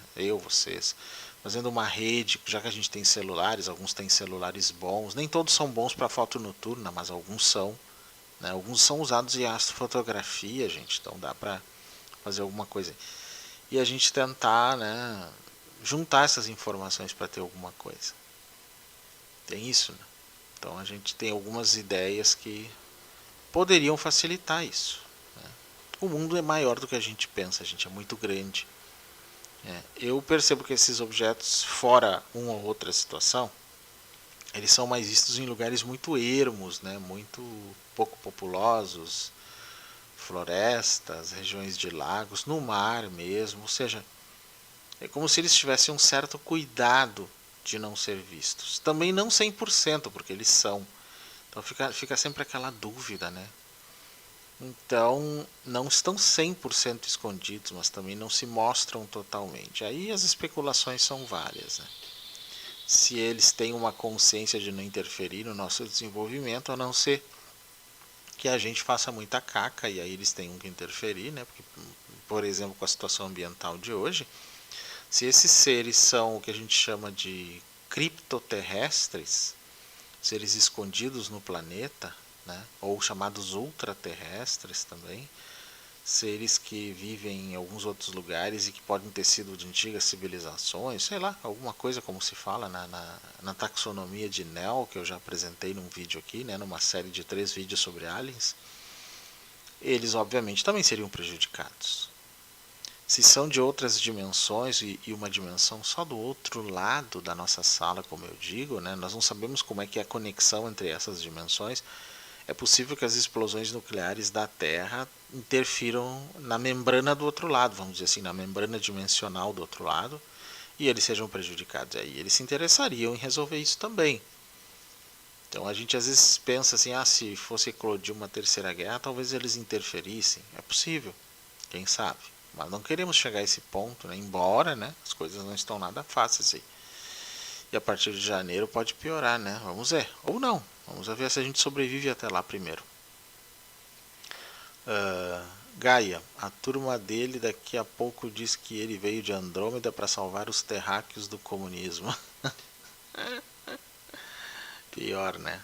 Bem isso aí. Não duvido. Deve ser recebido via Divagando Franco daí, né? A médium da Sheliana com Divagando Franco para receber e dizer isso, né? Que coisa séria. E ainda usando a Robson Pinheiro com aquele sapatinho de cobra dele, aquela calça de cor limão elétrico, para ficar ali servindo aguinha quântica, aguinha, né, com poder quântico ali para eles. Essa turma sofre de pensamento mágico, disse a Rejane. Tudo que não conhece é poderoso e tem de ser adorado. É bem isso aí. Gaia, usar chapéu de alumínio tem essas consequências. Rejane, é verdade. Enfim, mais bandeira falsa só para desviar a atenção sobre o genocídio de Israel em Gaza. Também. Aliás, né, eu estava lendo ontem, durante todos os conflitos aí, não de Israel eu não cheguei a ver muita coisa, mas da Ucrânia o pessoal andou vendo objetos aí que diziam que era drone ou não, mas como eles já estão acostumados com drone dos dois lados, talvez realmente seja alguma coisa relevante, né? Mas eu imagino que se forem criptoterrestres ou ultraterrestres, esses seres, né, vivem aqui em outros níveis, eles devem observar as nossas guerras, com certeza, não só com curiosidade, mas com preocupação, monitoramento até, eu diria que seria esse o motivo deles aparecerem nessas situações. É muito comum se ver esses objetos onde tem bases militares, bases nucleares, lugares assim. Como os Estados Unidos é um dos países mais militarizados do mundo, é muito com mais avistamento lá do que no Brasil, por exemplo. Isso é relevante. Claro que nós temos que tirar um pouco das invenções da cabeça das pessoas também. Tem esse lado meio paranoico aí, né? Tem isso. Então, o fato do fenômeno ser negado durante tanto tempo é que dificulta isso, né? É um fenômeno multifacetado, é muito variado, podem ser muitas coisas. Aí me lembra o Sacani, né? Pode ser 1 milhão de coisas, né? Tá complicado isso aí, né? Pois é, mas isso não diz porra nenhuma. Então quem viu alguma coisa relevante na vida sabe que não é bem assim, né? Não é bem assim. Eu já conversei com muita gente, já tive a oportunidade de ver. Acho que até falei num outro vídeo que os meus pais viram um objeto quando a minha mãe estava grávida. Grávida de mim, acho que era. Ela me contou. Eles estavam num táxi, né? Num táxi que era um Fusca, né? Década de 70, né? Eu nasci em 1970, foi ali. E viram uma luz no finalzinho da tarde, já era anoitecendo, que se manifestou na frente. Até o motorista do táxi ficou com medo daquilo. E aquilo incidiu a luz sobre eles e depois foi embora. Eles foram embora e não viram mais nada. Ela me contou isso. Mas olha que coisa interessante isso, né? E depois disso, eu mesmo, quando criança, vi objetos estranhos, né? Até com meus 7, 8, 9 anos, né? E outras pessoas com quem eu conversei. Então eu vi durante várias vezes. Aqui mesmo em Florianópolis, eu moro há 8 anos, já vi no fim do dia, né, no horário do pôr do sol. O sol estava no poente e a lua estava no meio do céu naquele momento. 5 e pouco da tarde, né? Acho que foi lá para 2018 isso. Máximo 2019, mas acho que era 2018. E eu e uma outra pessoa vimos um objeto passando bem próximo à Lua, né? A parte da Lua aqui no nosso campo de visão, né? Claro que estava na nossa atmosfera, mas a Lua dava para ver. E tinha um brilho muito estranho, não parecia ser um avião, até porque o avião passou também, a gente pôde fazer a comparação, era realmente muito diferente. E no outro caminho, né? Isso no fim do dia. Então eu já vi de dia, já vi de noite, já vi de madrugada, já vi de manhã, já vi em várias situações, né? Muito estranho. Já vi no mar também. Aliás, a do mar, o Renan Givingo estava junto, né, Renan? Se não está aí mais assistindo, vai lembrar daquele objeto que nós vimos na nossa vigília aqui em Florianópolis anos atrás, né? Antes da pandemia, acho que foi. E que foi estranho. Realmente foi estranho. Então essas coisas acontecem, gente. Então vamos aguardar o que vem ainda de repente nesse mês de novembro quanto a isso. Se tem alguma coisa ainda possível, né? Ou vai ficar nessa situação mesmo, não sei, né? Deixa eu ver aqui, a Gaia diz, nesse festival de drones para todo lado, pode ser que tenha uns espiões de outras inteligências, ETs, não duvido. Agora fica mais fácil eles se camuflarem, só dizer que é drone, né? Sacani diz que é tudo balão, ou que pode ser 1 milhão de coisas, e aí o pessoal diz que é drone. Antigamente era balão, agora é tudo drone, né? Tudo drone. É assim. Não é mesmo? Conheci uma família que viu um OVNI na Serra da Mantiqueira de noite em uma viagem de São Paulo para o sul de Minas. Sim, isso é muito comum naquela região ali, e em várias outras, né, do Brasil e de outros lugares do mundo. Elas parecem ser mais suscetíveis. Aliás, eu tenho uma teoria, né, que está dentro da hipótese interdimensional sobre isso. Por que certas serras, certos lugares assim, parecem ter uma alta incidência OVNI, né? Mesmo sendo lugares não muito habitados, inclusive, nem por isso. Na minha opinião é que alguns desses lugares podem ser passagens dimensionais desse nível interdimensional que eu falo, ou mais de um, né, vai saber quantos são, para o nosso. Se esses níveis interdimensionais são conectados à própria Terra, então a Terra não é só a dimensão que a gente conhece, pode ser que algumas questões geológicas, e mais até que geológicas, geomagnéticas, façam com que a conexão entre as membranas dimensionais seja mais sutil ou mais leve e que permita a abertura do que a gente chamaria de aberturas ou portais, não gosto muito dessa palavra, né, muito gratiluz, mas que permitiria então uma passagem de lá para cá e um retorno. Eles sabem fazer isso, nós não. Isso explicaria que algumas regiões, talvez por uma conformação geológica, geomagnética e juntando tudo isso, que facilite para eles. E talvez por isso esse entra e sai mais em algumas regiões do que em outras. Isso faz sentido, gente. Se isso for verdade, faz todo sentido. E aí mereceria que a gente descobrisse, né, esses lugares e de vez em quando fizesse umas vigílias neles, né? Então essa é a ideia, né, que eu tenho de que a gente possa fazer mais vigílias nesses lugares. Mas eu acredito que agora, ao longo dos anos, isso vai se tornar cada vez mais frequente, eu diria assim, né? Gaia fala assim, acho o sacane, né, o sacana, ele disse um falastrão. O problema é que tem mais de um milhão de seguidores, né? Então ninguém tem coragem de desmascará-lo. Vocês sabem que o Sacani ele já foi ufólogo e teve até conexão com o falecido Geva, né, da revista UFO lá. Ele contou isso num vídeo que eu assisti há um tempo atrás. Aí depois ele virou a casaca daí. Mas eu até entendo que algumas pessoas virem a casaca porque elas veem tanta falcatrua, tanta mentira, tanta ufolatria, que daí elas jogam tudo fora. Né, jogam fora a água do banho com a criança dentro, jogam a bacia, tudo junto fora, né? E aí fica difícil. Ele foi um exemplo. Tem outros que andaram fazendo isso. O Dr. Ubirajara Franco Rodrigues, que é o principal pesquisador do caso Varginha, que eu conheci pessoalmente na minha vida, acabou também, vamos dizer, virando a casaca. Ele de certa forma também se desencantou. Ele mesmo, apesar de ter, né, investigado o caso Varginha, já não acredita naquilo mais. Para ele aquilo não tem nada de ET, aquilo ali foi um grande equívoco, trocando em miúdos, é isso que ele quer dizer.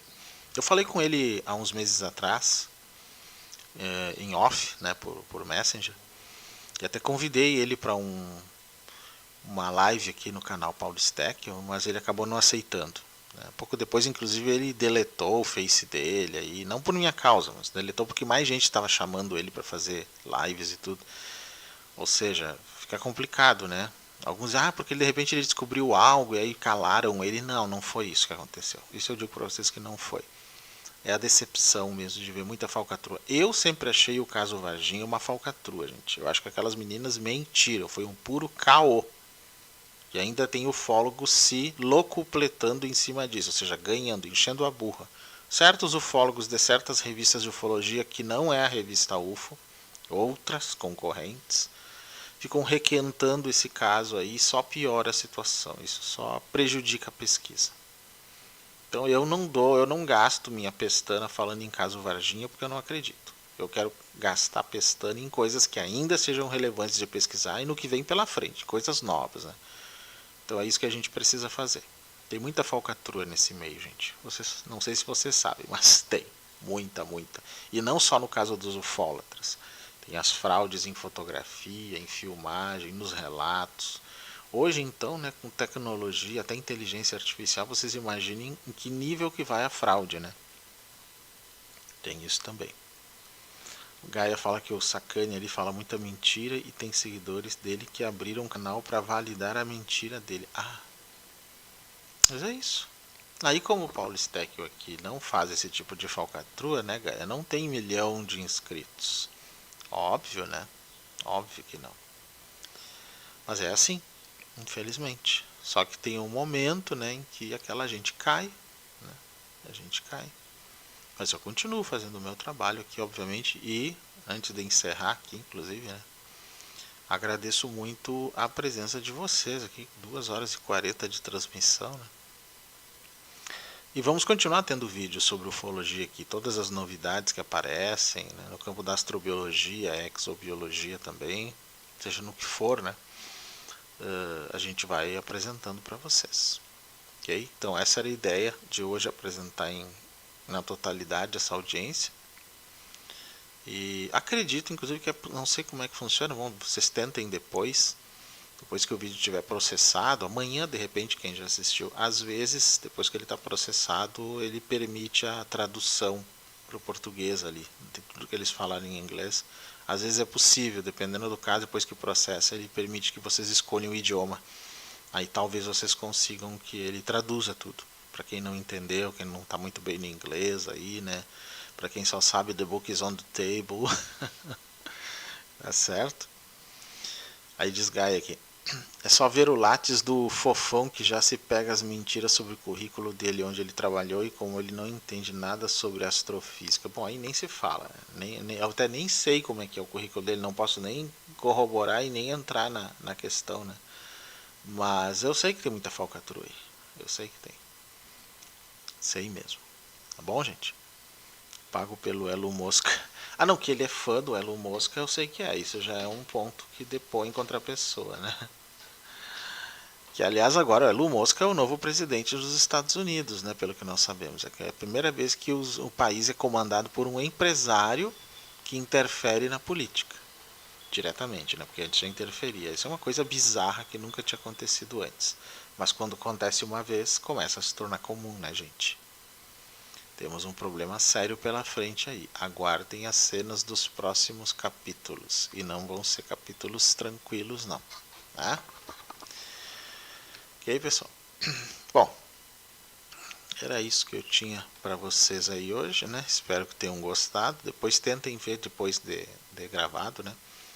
Com alguma legenda para português é possível que aconteça. Não tenho certeza se ele vai gerar. Às vezes ele pode gerar. Hoje em dia, como a plataforma usa inteligência artificial para muitos vídeos aqui, para criar em vários idiomas, né, as legendas, é possível que vocês consigam. Se conseguir, eu vou avisar em algum outro vídeo, eu vou tentar também. Aí fica até mais fácil para vocês entenderem tudo. Mas já deu para ter uma ideia de que foi uma enrolação grande, né? Esse sim é um fato.